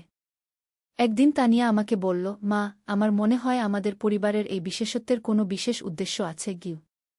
কী রকম উদ্দেশ্য? হয়তো আমাদের মানুষের সেবা করার জন্যই এই ক্ষমতাগুলো দেওয়া হয়েছে, যাতে আমরা মানুষের কল্যাণ করতে পারি। আমি তানিয়ার কথায় সহমত হলাম। সত্যিই, আমরা যখন আমাদের ক্ষমতাগুলো মানুষের সেবায় ব্যবহার করি, তখন খুব শান্তি পাই। এখন আমাদের বাড়িতে প্রতিদিন অনেক মানুষ আসে। কেউ আসে রাহুলের কাছে ভবিষ্যতের কথা জানতে, কেউ আসে আমার কাছে মনের কথা বলতে, আর কেউ আসে অর্কের কাছে রোগ সারাতে। আমরা কারো কাছ থেকে কোনো টাকা পয়সা নিই না, শুধু মানুষের সেবা করি। এটাই আমাদের জীবনের উদ্দেশ্য হয়ে দাঁড়িয়েছে।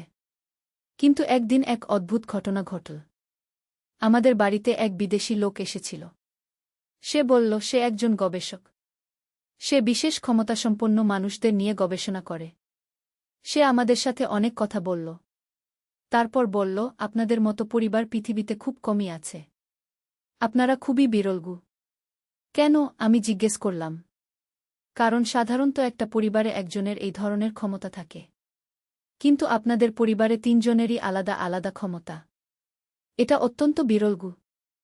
সে আরও বলল, আমি পৃথিবীর বিভিন্ন দেশে এরকম পরিবারের খোঁজ করছি। আজ পর্যন্ত মাত্র 5টি পরিবার পেয়েছি গি। অন্যগুলো কোথায়? রাহুল জানতে চাইল। একটা জাপানে, একটা আমেরিকায়, একটা ব্রাজিলে, আরেকটা রাশিয়ায়। আর এখন আপনারা বাংলাদেশে গু। গবেষক আমাদের বলল যে এরকম পরিবারগুলোর মধ্যে একটা সংযোগ আছে। যখন পৃথিবীতে কোনো বড় বিপদ আসে, তখন এই পরিবারগুলোর ক্ষমতা আরও বেড়ে যায়। আর তারা সবাই মিলে সেই বিপদ মোকাবেলা করে। কী ধরনের বিপদ? আমি জানতে চাইলাম। প্রাকৃতিক দুর্যোগ, মহামারী, যুদ্ধ। এরকম বড় বিপদের সময় আপনাদের মতো পরিবারগুলো মানুষকে সাহায্য করে গি। গবেষক চলে যাওয়ার পর আমরা তার কথা নিয়ে অনেক ভাবলাম। সত্যিই কি আমাদের কোনো বিশেষ দায়িত্ব আছে?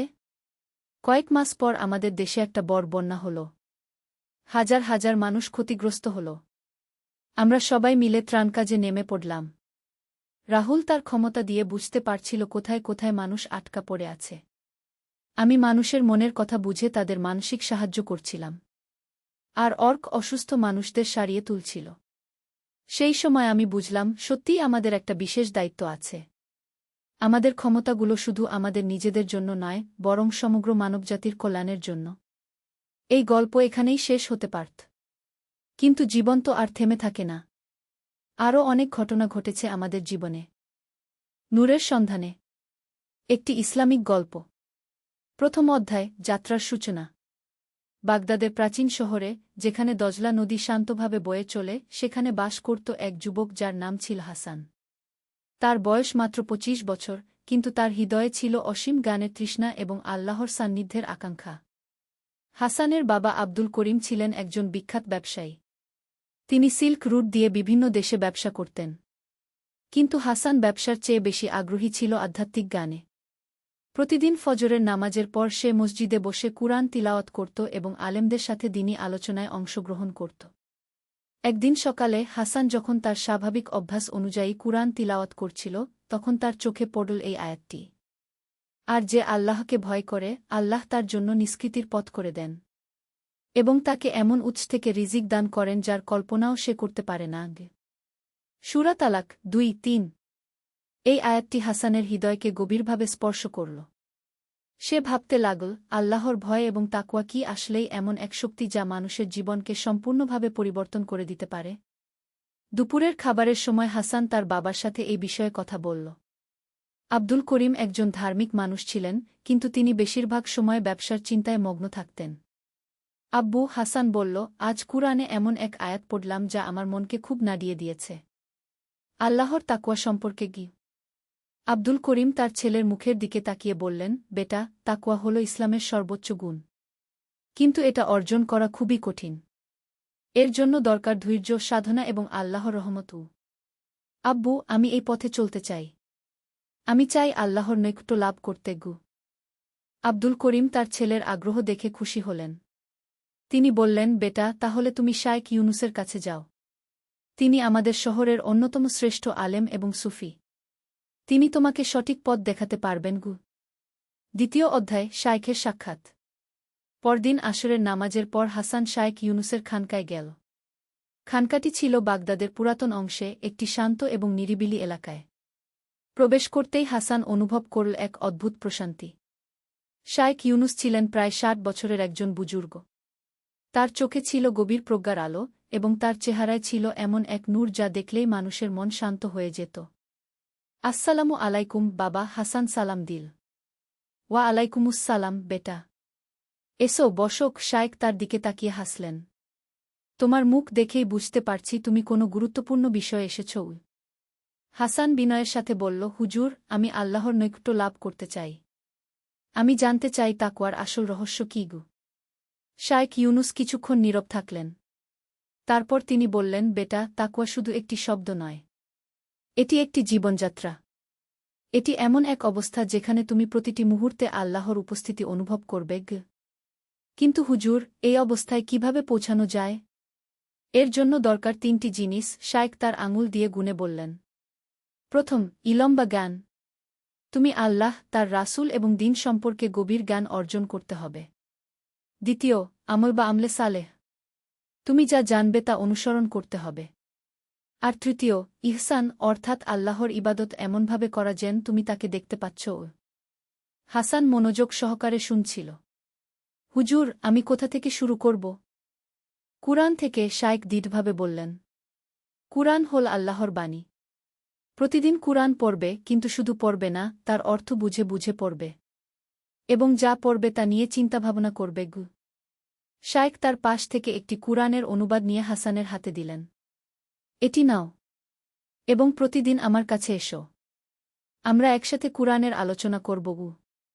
তৃতীয় অধ্যায়, কুরআনের সাথে সম্পর্ক। পরবর্তী কয়েক মাস হাসান প্রতিদিন শায়খের কাছে যেত। প্রতিদিন তারা কুরআনের বিভিন্ন আয়াত নিয়ে আলোচনা করত। হাসান আবিষ্কার করল যে কুরআন শুধু একটি বই নয়, এটি জীবনযাপনের পূর্ণাঙ্গ গাইড। একদিন তারা সূরা বাকারার এই আয়াতটি নিয়ে আলোচনা করছিল।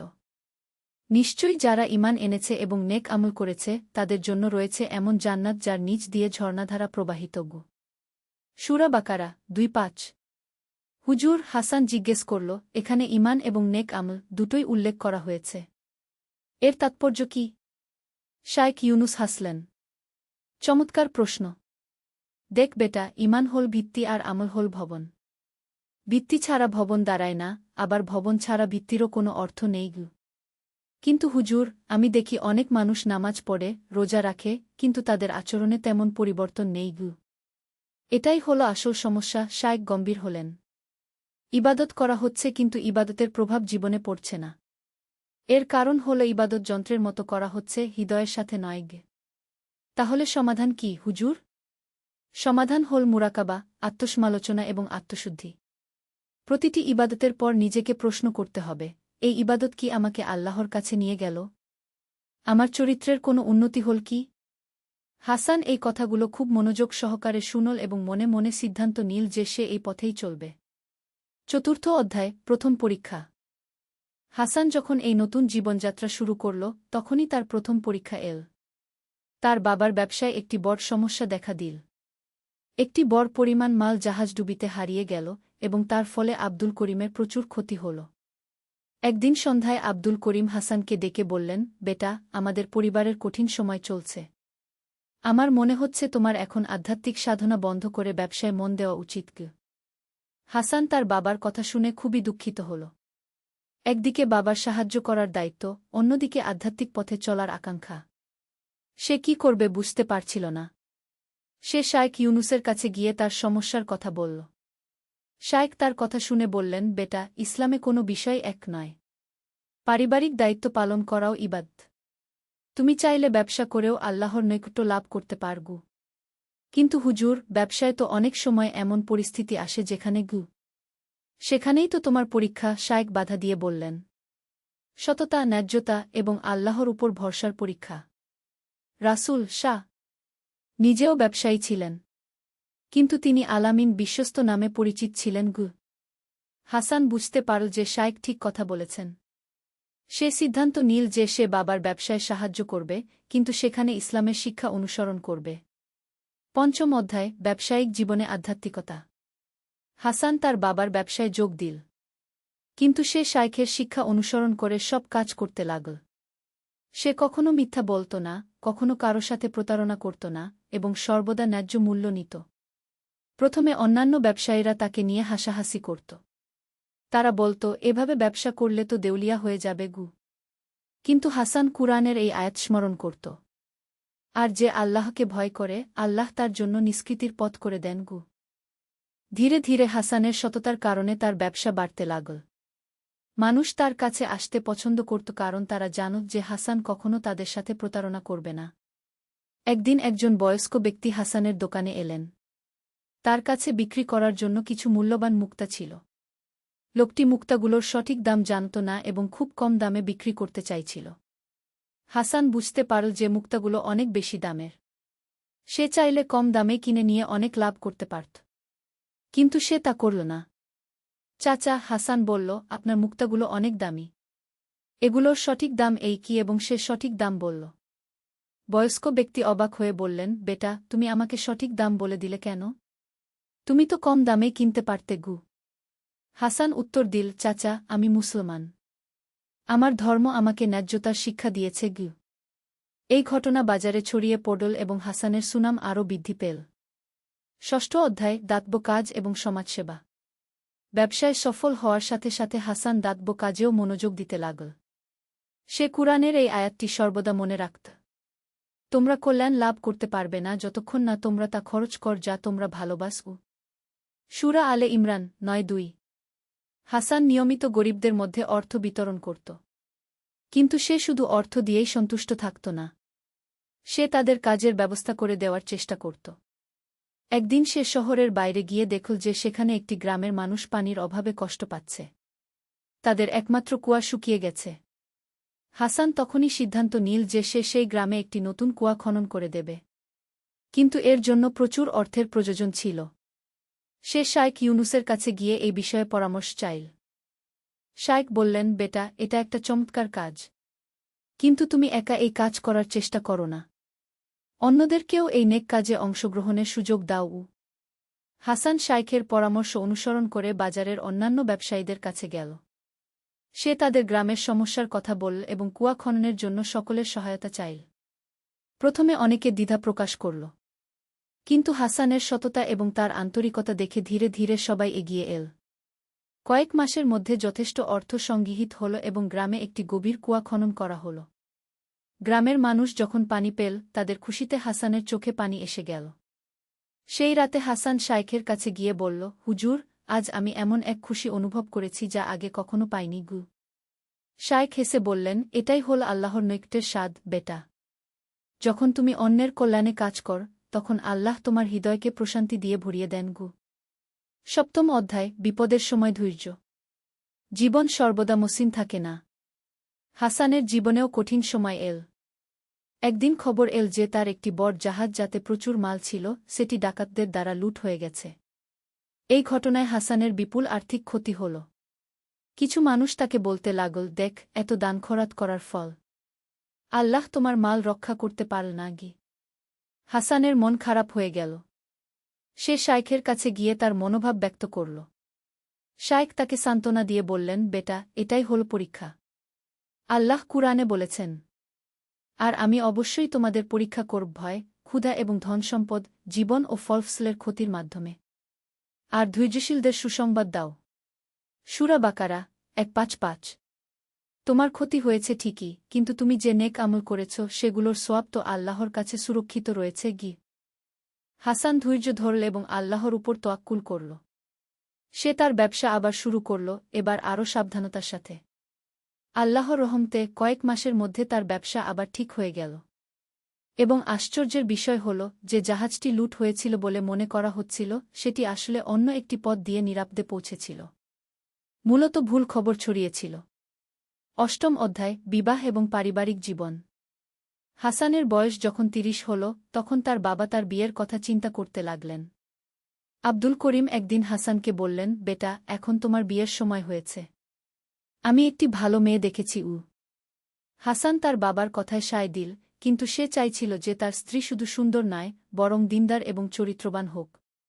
শাইখ ইউনুস হাসানকে পরামর্শ দিলেন, বেটা, বিয়ের ক্ষেত্রে রাসূল এর হাদিস মনে রেখো, মহিলাকে ৪টি কারণে বিয়ে করা হয়: ধনসম্পদের জন্য, বংশের জন্য, সৌন্দর্যের জন্য এবং দিনদারিত্বের জন্য। তুমি দিনদার মহিলাকে বিয়ে কর, তাহলে তোমার হাত ধন্য হবে। হাসানের বাবা যে মেয়েটির কথা বলেছিলেন তার নাম ছিল আয়েশা। তার বাবা হাফেজ আহমদ একজন আলেম ছিলেন। আয়েশা নিজেও কুরআন হিফজ করেছিল এবং ইসলামী শিক্ষায় শিক্ষিত ছিল। দুই পরিবারের মধ্যে কথাবার্তা হল এবং সবার সম্মতিতে হাসান এবং আয়েশার বিয়ে ঠিক হল। বিয়ের অনুষ্ঠান খুবই সাদাসিধে এবং ইসলামী নীতি অনুসারে সম্পন্ন হল। বিয়ের পর হাসান আবিষ্কার করল যে আয়েশা সত্যিকারের একজন নেককার মহিলা।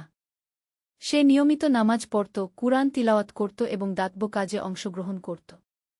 নবম অধ্যায়, সন্তান এবং পরবর্তী প্রজন্ম।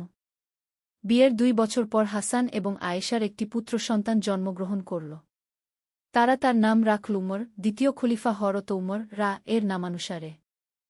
শিশু উমরের জন্ম হাসানের জীবনে নতুন দায়িত্বের সংযোজন করল। সে এখন শুধু নিজের এবং স্ত্রীর জন্যই নয়, বরং তার সন্তানের ভবিষ্যতের জন্যও চিন্তা করতে লাগল। একদিন হাসান শাইখ ইউনুসের কাছে গিয়ে বলল, হুজুর, আমি চাই আমার সন্তান একজন ভালো মুসলমান হয়ে বড় হোক, কিন্তু আমি জানি না কিভাবে তাকে সঠিক শিক্ষা দেবগু। শাইখ উত্তর দিলেন, বেটা, সন্তানের শিক্ষার সবচেয়ে বড় মাধ্যম হল বাবা মায়ের আচরণ।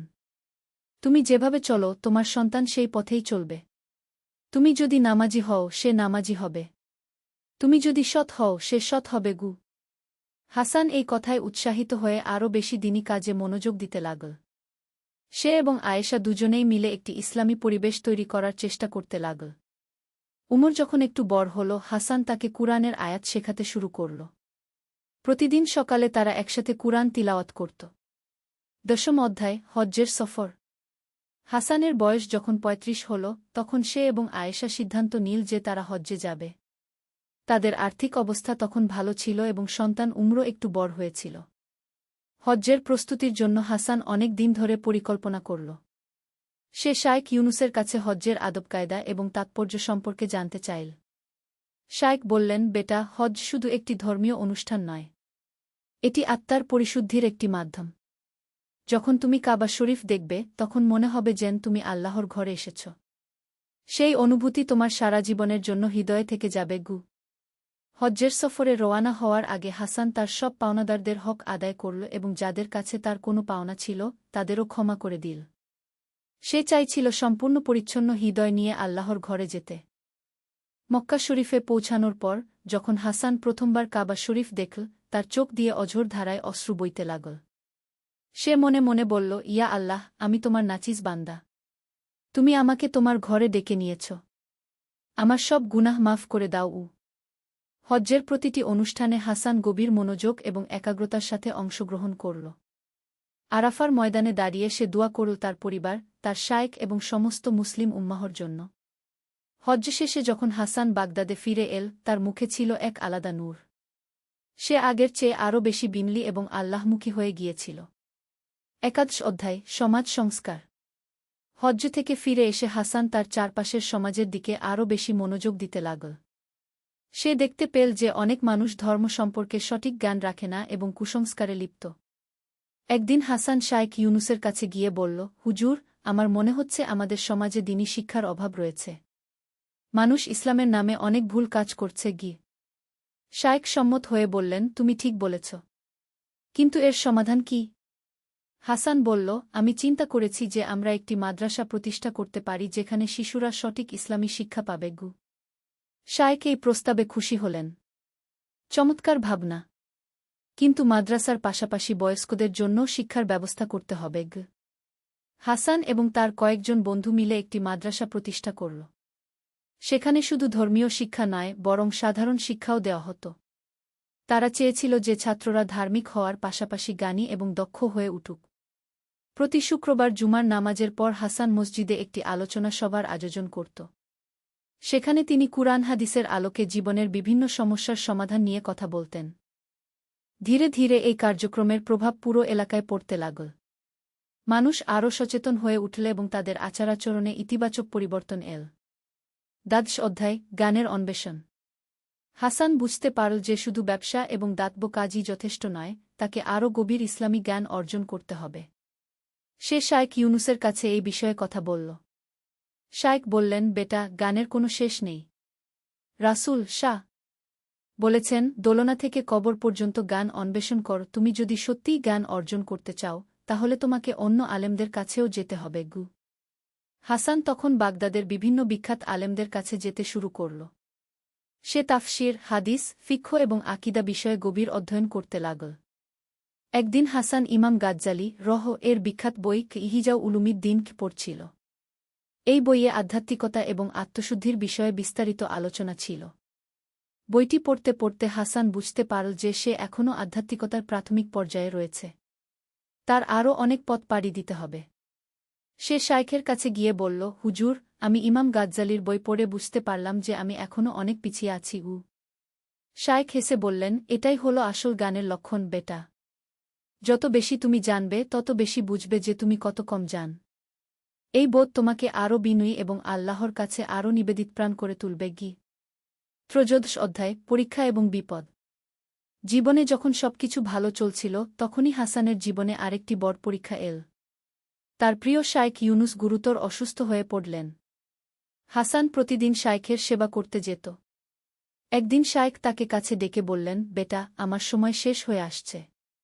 আমি তোমাকে কিছু কথা বলে যেতে চাই। হাসানের চোখে পানি এসে গেল। হুজুর, এসব কথা বলবেন না। আল্লাহ আপনাকে সুস্থ করে দেবেন। বেটা, শায়েখ দুর্বল গলায় বললেন, মৃত্যু সবার জন্যই নির্ধারিত। কিন্তু মৃত্যুর পর কি থাকে সেটাই আসল। তুমি যে পথে চলেছ সেই পথেই চলতে থাকবে। মানুষের সেবা করবে, দ্বীনের প্রচার করবে এবং সর্বদা আল্লাহকে ভয় করে চলবে। কয়েকদিন পর শায়েখ ইউনুস ইন্তেকাল করলেন। তার জানাজায় হাজার হাজার মানুষ অংশগ্রহণ করল। হাসান বুঝতে পারল যে তিনি কত বড় একজন মানুষ ছিলেন। শায়েখের মৃত্যুর পর হাসান খুব দুঃখিত হয়ে পড়ল। সে অনুভব করল যেন তার জীবনের একটি অংশ চলে গেছে। চতুর্দশ অধ্যায় নেতৃত্বের দায়িত্ব। শাইখ ইউনুসের মৃত্যুর পর এলাকার মানুষ হাসানের কাছে আসতে শুরু করল। তারা তাদের বিভিন্ন সমস্যার সমাধান চাইত এবং দ্বীনি বিষয়ে পরামর্শ নিত। হাসান প্রথমে এই দায়িত্ব নিতে দ্বিধা করল, কিন্তু পরে সে বুঝল যে এটা আল্লাহর পক্ষ থেকে তার উপর অর্পিত একটি দায়িত্ব। সে শাইখের খানকা নিজের তত্ত্বাবধানে নিল এবং সেখানে দ্বীনি শিক্ষা এবং আধ্যাত্মিক সাধনার কার্যক্রম চালু রাখল। হাসান দেখল যে সমাজে অনেক সমস্যা রয়েছে: দরিদ্রতা, অশিক্ষা, কুসংস্কার এবং নৈতিক অবক্ষয়। সে এগুলোর সমাধানের জন্য একটি সামগ্রিক পরিকল্পনা করল। প্রথমে সে গরিব পরিবারের শিশুদের জন্য বিনামূল্যে শিক্ষার ব্যবস্থা করল। দ্বিতীয়ত, প্রাপ্তবয়স্কদের জন্য বিভিন্ন দক্ষতা উন্নয়নের কোর্স চালু করল। তৃতীয়ত, স্বাস্থ্যসেবার জন্য একটি চিকিৎসা কেন্দ্র প্রতিষ্ঠা করল। পঞ্চদশ অধ্যায় পরিবারের সাথে সময়। এত ব্যস্ততার মধ্যেও হাসান তার পরিবারের জন্য সময় বের করত। তার ছেলে উমর তখন 10 বছরের হয়েছিল এবং সে একজন মেধাবী এবং ধার্মিক শিশু হিসেবে বেড়ে উঠছিল।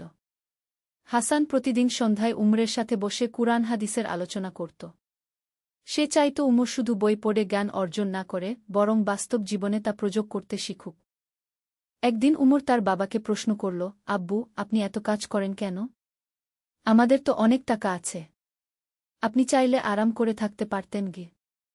হাসান তার ছেলের দিকে তাকিয়ে বলল, বেটা, আল্লাহ আমাদের যে সামর্থ্য দিয়েছেন তা শুধু আমাদের ভোগের জন্য নয়। এটা একটা আমানত। আমাদের দায়িত্ব হল এই আমানত সঠিকভাবে ব্যবহার করা। কিন্তু আব্বু, অন্যরা কেন এভাবে কাজ করে না?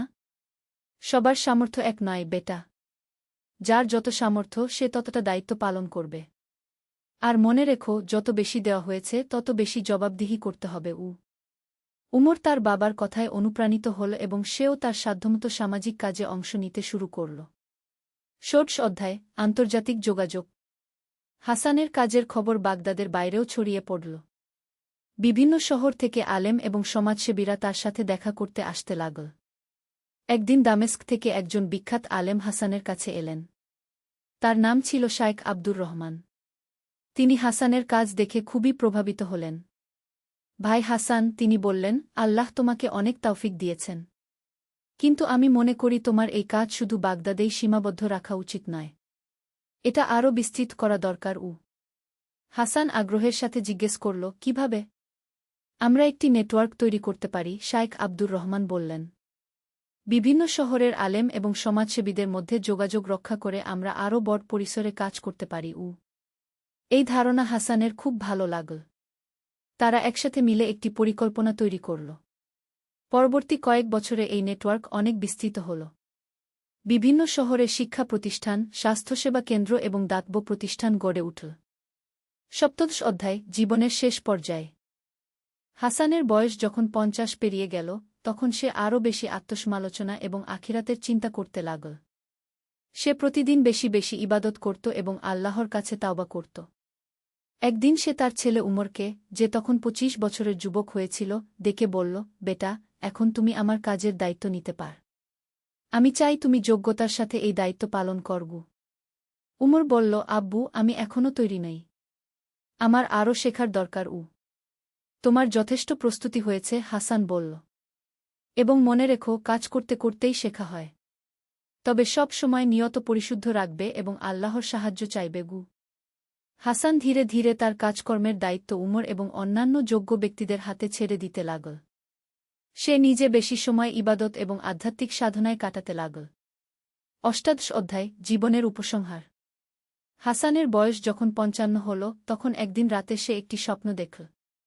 স্বপনে সে দেখল যে তার প্রিয় শাইখ ইউনুস তার কাছে এসে বলছেন, বেটা, তুমি তোমার কাজ সম্পন্ন করেছ। এখন আল্লাহর সাক্ষাতের জন্য প্রস্তুত হও।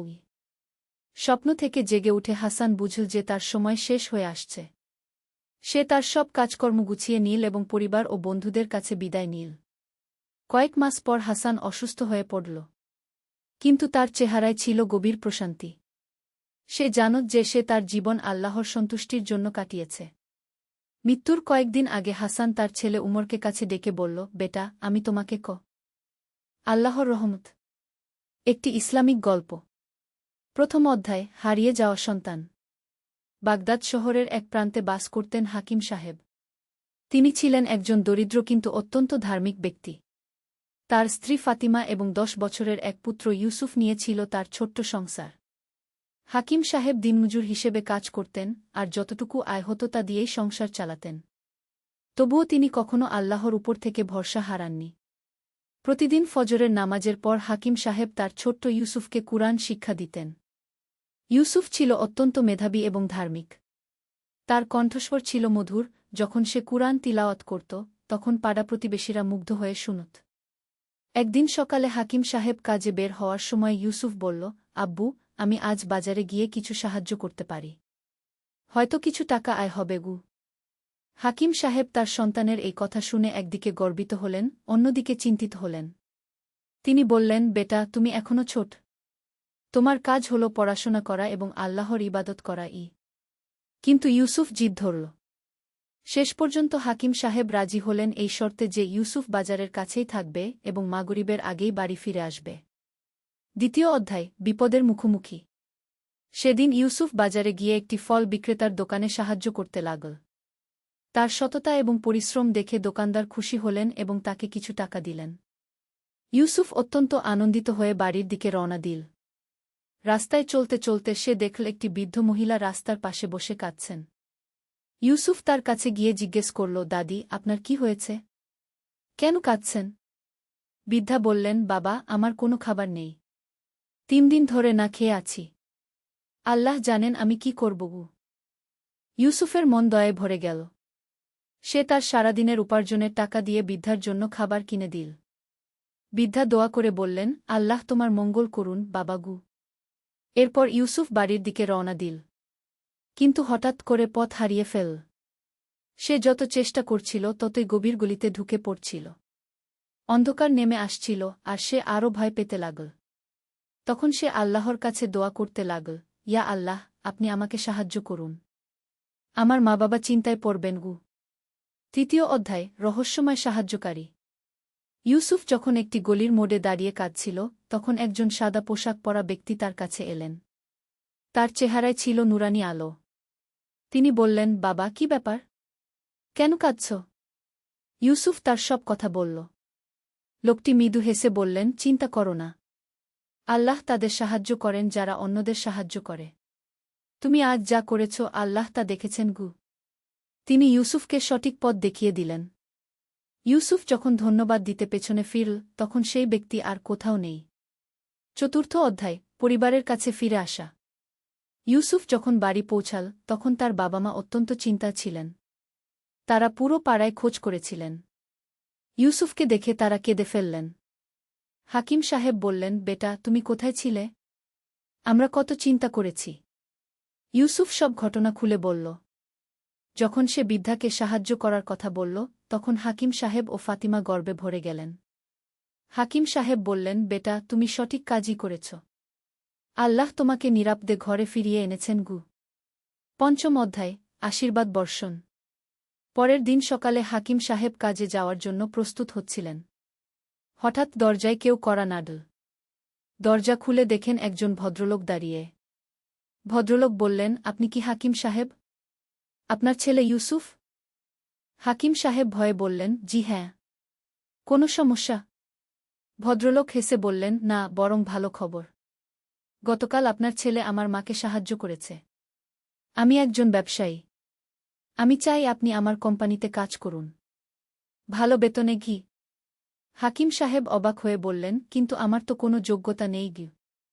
ভদ্রলোক বললেন, যে ছেলে এত ছোট বয়সে এত দয়ালু, তার বাবা নিশ্চয়ই সৎ মানুষ। আমার সততার মানুষ দরকার, যোগ্যতার নয়।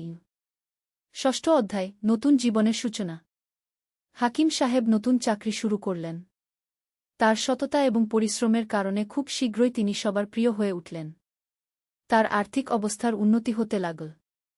কিছুদিন পর ইউসুফের জন্য একটি ভালো মাদ্রাসায় ভর্তির ব্যবস্থা হল। সেখানে সে কুরআন এবং হাদিসের পাশাপাশি আধুনিক শিক্ষাও নিতে লাগল। 1 বছর পর ইউসুফ একটি কুরআন তিলাওয়াত প্রতিযোগিতায় প্রথম হল। পুরস্কার হিসেবে পেল একটি বৃত্তি এবং ভালো পরিমাণ টাকা। সপ্তম অধ্যায়, সেই বৃদ্ধার সাথে পুনর্মিলন। একদিন ইউসুফ তার বাবার সাথে বাজারে গেছে। হঠাৎ সে দেখল সেই বৃদ্ধা আবার রাস্তার পাশে বসে আছেন। কিন্তু এবার তিনি কাঁদছেন না, বরং মুখে হাসি। ইউসুফ তার কাছে গিয়ে বলল, দাদি, আপনি কেমন আছেন? বৃদ্ধা ইউসুফকে চিনে ফেল। তিনি বললেন, আরে তুমি তো সেই ছেলে যে আমাকে সাহায্য করেছিল। আল্লাহর রহমতে এখন আমার অবস্থা ভালো। আমার ছেলে আমাকে খুঁজে পেয়েছে এবং এখন সে আমার দেখাশোনা করে গিয়ে। ইউসুফ খুশি হয়ে বলল, আলহামদুলিল্লাহ। আল্লাহ সবার মঙ্গল করুন গো। বৃদ্ধা বললেন, বাবা, তুমি যেদিন আমাকে সাহায্য করেছিলে সেদিন আমি আল্লাহর কাছে তোমার জন্য বিশেষ দোয়া করেছিলাম। দেখো আল্লাহ কত তাড়াতাড়ি তা কবুল করেছেন। অষ্টম অধ্যায়, শিক্ষা ও উপলব্ধি। সেদিন রাতে খাবার টেবিলে বসে হাকিম সাহেব তার পরিবারকে বললেন, আল্লাহর রহমত কত অদ্ভুত। আমরা যখন অন্যদের সাহায্য করি, আল্লাহ আমাদেরও সাহায্য করেন গু। ফাতিমা বললেন, সত্যি বলেছেন। ইউসুফের সেই একটি ভালো কাজের ফলে আমাদের পুরো জীবনই বদলে গেছে গি। ইউসুফ বলল, আব্বু, ওই যে লোকটি আমাকে পথ দেখিয়ে দিয়েছিলেন তিনি কে ছিলেন? হাকিম সাহেব গভীর চিন্তায় বললেন, বেটা, হয়তো তিনি ছিলেন আল্লাহর পাঠানো কোনো ফেরেশতা। আল্লাহ যখন কারো সাহায্য করতে চান তখন অনেক উপায়েই তা করতে পারেন গু। নবম অধ্যায়, দানের সংস্কৃতি। এরপর থেকে হাকিম সাহেবের পরিবার নিয়মিত দান খরাত করতে লাগল। প্রতি সপ্তাহে তারা গরিব দুঃখীদের মধ্যে খাবার বিতরণ করতেন। ইউসুফ তার বন্ধুদের সাথে মিলে একটি দাতব্য সংস্থা গড়ল। তারা এতিম ছেলেমেয়েদের জন্য বইখাতা এবং গরিব পরিবারের জন্য খাবার সংগ্রহ করত। হাকিম সাহেবের নতুন কর্মক্ষেত্রেও তিনি দানের এই সংস্কৃতি ছড়িয়ে দিলেন। অফিসের সবাই মিলে একটি তহবিল গড়লেন যা থেকে অসহায় মানুষদের সাহায্য করা হতো। দশম অধ্যায়, ইউসুফের বড় হওয়া। 5 বছর পার হয়ে গেল। ইউসুফ এখন 15 বছরের যুবক। সে তার পড়াশোনায় অত্যন্ত ভালো ফলাফল করেছে। কিন্তু সবচেয়ে বড় কথা হল সে একজন আদর্শ মুসলিম হিসেবে গড়ে উঠেছে। ইউসুফ এখন নিজেই অন্যদের কুরআন শেখায়। তার মধুর কণ্ঠে কুরআন তিলাওয়াত শুনে মানুষজন মুগ্ধ হয়। একদিন ইউসুফ তার বাবাকে বলল, আব্বু, আমি বড় হয়ে একজন ইসলামিক স্কলার হতে চাই, যাতে আরও বেশি মানুষকে ইসলামের সুন্দর শিক্ষা দিতে পারি গিয়ে। হাকিম সাহেব আনন্দে কেঁদে ফেললেন। তিনি বললেন, বেটা, আল্লাহ তোমার এই নেক ইচ্ছা পূরণ করুন গো। একাদশ অধ্যায়, সমাজে প্রভাব। হাকিম সাহেবের পরিবারের এই পরিবর্তন পুরো এলাকায় প্রভাব ফেল। তাদের দেখে অনেক পরিবার দানখরাত এবং সমাজসেবায় এগিয়ে এল। ইউসুফের শুরু করা দাতব্য সংস্থাটি এখন একটি বড় সংগঠনে পরিণত হয়েছে। এখানে শত শত স্বেচ্ছাসেবক কাজ করে।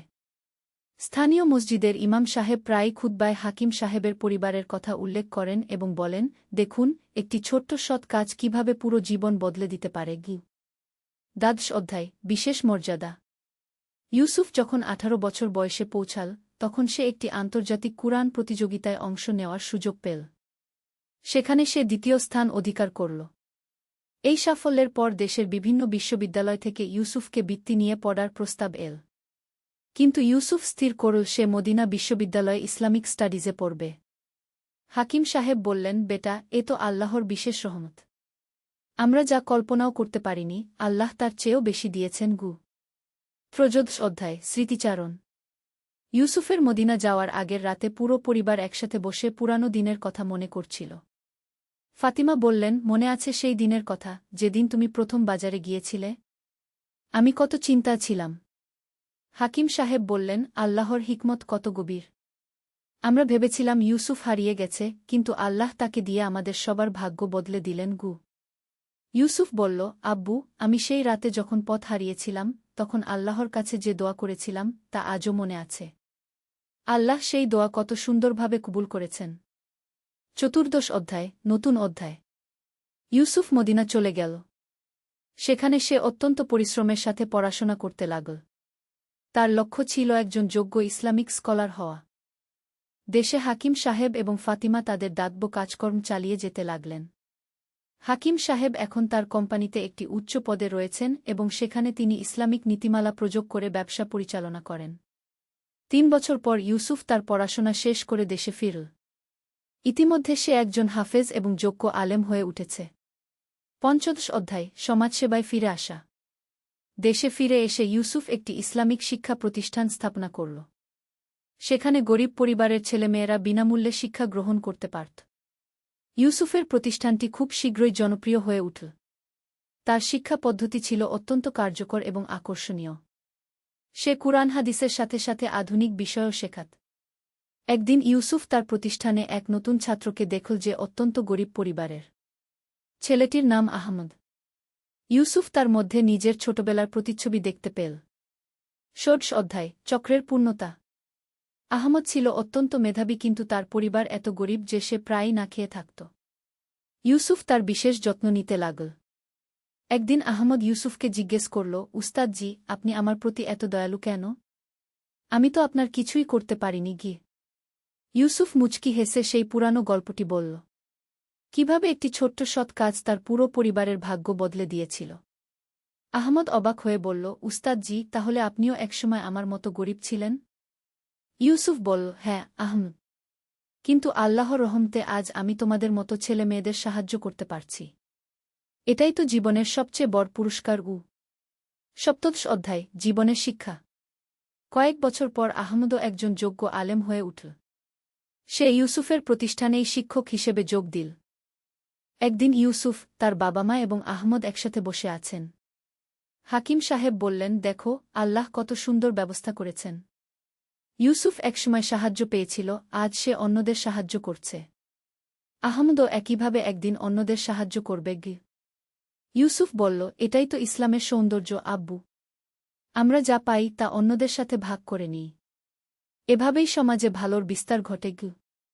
ফাতিমা বললেন, সেই যে বৃদ্ধাকে তুমি সাহায্য করেছিলে তার দোয়াই আজও আমাদের উপর বর্ষিত হচ্ছে গি। অষ্টাদশ অধ্যায়, পরবর্তী প্রজন্মের জন্য। বছরের পর বছর কেটে গেল। ইউসুফ এখন একজন প্রতিষ্ঠিত আলেম এবং সমাজসেবক। তার বিয়ে হয়েছে একজন ধার্মিক মহিলার সাথে, যিনিও সমাজসেবায় আগ্রহী। তাদের দুটি সন্তান, একটি ছেলে এবং একটি মেয়ে। ইউসুফ তার সন্তানদেরও সেই একই শিক্ষা দিতে লাগল যা সে তার বাবার কাছ থেকে পেয়েছিল। প্রতিদিন ফজরের নামাজের পর তিনি তাদের কুরআন শেখাতেন এবং সততা, দয়া ও পরোপকারের গুরুত্ব বুঝিয়ে বলতেন। একদিন তার ছোট্ট ছেলে জাফর জিজ্ঞেস করল, আব্বু, কেন আমাদের সবসময় অন্যদের সাহায্য করতে হবে? ইউসুফ তার কোলে নিয়ে বলল, বেটা, আল্লাহ আমাদের যা কিছু দিয়েছেন তা পরীক্ষা স্বরূপ। আমরা যদি তা অন্যদের সাথে ভাগ করি তাহলে আল্লাহ আমাদের আরও বেশি দেবেন গু। ঊনবিংশ অধ্যায়, সেই বৃদ্ধার শেষ সাক্ষাৎ। একদিন ইউসুফ তার বাবার সাথে হাসপাতালে গিয়েছিল কিছু গরিব রোগীর সেবার জন্য। সেখানে তারা দেখল একজন অত্যন্ত বৃদ্ধ মহিলা শয্যাশায়ী অবস্থায় আছেন। ইউসুফ তাকে ভালো করে দেখে চিনতে পারল, এই সেই বৃদ্ধা যাকে সে ছোটবেলায় সাহায্য করেছিল। কিন্তু এখন তিনি অত্যন্ত অসুস্থ এবং মৃত্যুশয্যায়। ইউসুফ তার কাছে গিয়ে আস্তে করে বলল, দাদি, আমাকে চিনতে পারছেন? বৃদ্ধা ক্ষীণ কণ্ঠে বললেন, তুমি কি সেই ছোট্ট ছেলে যে আমাকে খাবার কিনে দিয়েছিল? ইউসুফ কেঁদে ফেল, জি হ্যাঁ দাদি গো। বৃদ্ধা বললেন, আল্লাহর শকর। আমি আল্লাহর কাছে দোয়া করেছিলাম যেন তোমাকে আরেকবার দেখতে পাই। তুমি এখন বড় আলেম হয়েছ শুনেছি গু। বিংশ অধ্যায়, শেষ দোয়া। বৃদ্ধা ইউসুফের হাত ধরে বললেন, বাবা, আমার আর বেশি সময় নেই। কিন্তু আমি খুশি যে তোমাকে দেখতে পেলাম। তুমি যে আমাকে সাহায্য করেছিলে সেই দিন থেকে আমি প্রতিদিন তোমার জন্য দোয়া করেছি গু। তিনি আরও বললেন, আল্লাহর কাছে আমার শেষ দোয়া হল, তিনি যেন তোমাকে এবং তোমার পরিবারকে সবসময় খুশিতে রাখেন। যেন তোমার সন্তানরাও তোমার মতো সৎ এবং দয়ালু হয় গ। কয়েকদিন পর সেই বৃদ্ধা ইন্তেকাল করলেন। ইউসুফ এবং তার পরিবার তার জানাজায় অংশগ্রহণ করল এবং তার জন্য দোয়া করল। বিংশ অধ্যায়, হাকিম সাহেবের উপদেশ। সেই রাতে হাকিম সাহেব, যিনি এখন অনেক বৃদ্ধ, ইউসুফকে ডেকে বললেন, বেটা, আজ যা ঘটল তা থেকে আমরা কি শিক্ষা নিতে পারি? ইউসুফ বলল, আব্বু, আমি বুঝেছি যে আমাদের করা প্রতিটি ভালো কাজের প্রভাব কত দূরপ্রসারী হতে পারে। সেই বৃদ্ধার দোয়া আজও আমাদের উপর কার্যকর। হাকিম সাহেব বললেন, ঠিক বলেছ। এবং মনে রেখো, আল্লাহ আমাদের কাছ থেকে বড় কিছু আশা করেন না। একটি ছোট্ট সৎ কাজও তার কাছে অনেক মূল্যবান। বিংশ অধ্যায়, ঐতিহ্যের ধারাবাহিকতা। বছরগুলো অতিবাহিত হতে লাগল। হাকিম সাহেব একদিন অসুস্থ হয়ে পড়লেন। তার শেষ দিনগুলোতে তিনি ইউসুফকে বললেন, বেটা, আল্লাহ আমাদের যে নিয়ামত দিয়েছেন তা কখনো ভুলে যেও না। এই দানখরাত এবং সমাজসেবার ধারা যেন আমাদের পরিবারে চালু থাকে গু। ইউসুফ বলল, আব্বু, চিন্তা করবেন না। আমি আমার সন্তানদেরও একই শিক্ষা দেবগু। হাকিম সাহেব তার শেষ নিঃশ্বাসের আগে বললেন, আলহামদুলিল্লাহ। আল্লাহ আমাদের কত কিছু দিয়েছেন। সেই ছোট্ট একটি সৎ কাজের বিনিময়ে গি। ত্রয়োবিংশ অধ্যায় নতুন প্রজন্মের শপথ। হাকিম সাহেবের ইন্তেকালের পর ইউসুফ তার মিশন আরও জোরদার করল। তার ছেলে জাফর এবং মেয়ে আয়েশা এখন বড় হয়েছে এবং তারাও পিতার পদাঙ্ক অনুসরণ করছে। জাফর মেডিকেল কলেজে পড়ছে যাতে গরিব মানুষদের চিকিৎসা সেবা দিতে পারে। আয়েশা শিক্ষকতায় এসেছে এবং দরিদ্র মেয়েদের শিক্ষিত করে তুলছে। একদিন ইউসুফ তার 2 সন্তানকে নিয়ে সেই জায়গায় গেল যেখানে সে প্রথম সেই বৃদ্ধাকে দেখেছিল। সেখানে এখন একটি ছোট পার্ক তৈরি হয়েছে। ইউসুফ বলল, এই জায়গা থেকেই আমাদের পরিবারের নতুন অধ্যায় শুরু হয়েছিল। মনে রেখো, কোনো ভালো কাজই ছোট নয়। চতুর্বিংশ অধ্যায় চূড়ান্ত বার্তা। আজ ইউসুফ একজন সম্মানিত ব্যক্তি। তার প্রতিষ্ঠান থেকে হাজারো শিক্ষার্থী বের হয়ে সমাজের বিভিন্ন ক্ষেত্রে অবদান রাখছে। তার শুরু করা দাতব্য সংস্থা এখন দেশব্যাপী কাজ করে। কিন্তু ইউসুফ কখনো ভুলে যায় না যে এই সব কিছুর শুরু হয়েছিল একটি ছোট্ট 10 বছরের বাচ্চার একটি সৎ কাজ থেকে। প্রতিবছর সেই দিনটিতে, যেদিন সে প্রথম বৃদ্ধাকে সাহায্য করেছিল, ইউসুফের পরিবার একটি বিশেষ অনুষ্ঠানের আয়োজন করে। সেখানে তারা দরিদ্র পরিবারগুলোর মধ্যে খাবার বিতরণ করে এবং আল্লাহর শুকর আদায় করে। উপসংহার: আল্লাহর অসীম রহমত। এই গল্পের মূল শিক্ষা হল আল্লাহর রহমত অসীম। একটি ছোট্ট সৎ কাজও তার কাছে অনেক বড় মর্যাদা রাখে। যখন আমরা নিঃস্বার্থভাবে অন্যদের সাহায্য করি, আল্লাহ আমাদের সাহায্য করেন এমনভাবে যা আমরা কল্পনাও করতে পারি না। ইউসুফের জীবন থেকে আমরা শিখি যে দয়া ও সহানুভূতি, অন্যের কষ্টে পাশে দাঁড়ানো আমাদের মানবিক দায়িত্ব।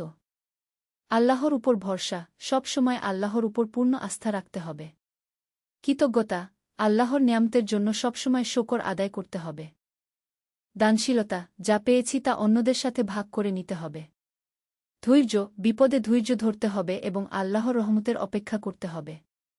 হাকিম সাহেবের পরিবারের গল্প আমাদের মনে করিয়ে দেয় যে আল্লাহর রহমতের কোনো সীমা নেই। তিনি যাকে ভালোবাসেন তার জন্য অভাবনীয় ব্যবস্থা করে দেন।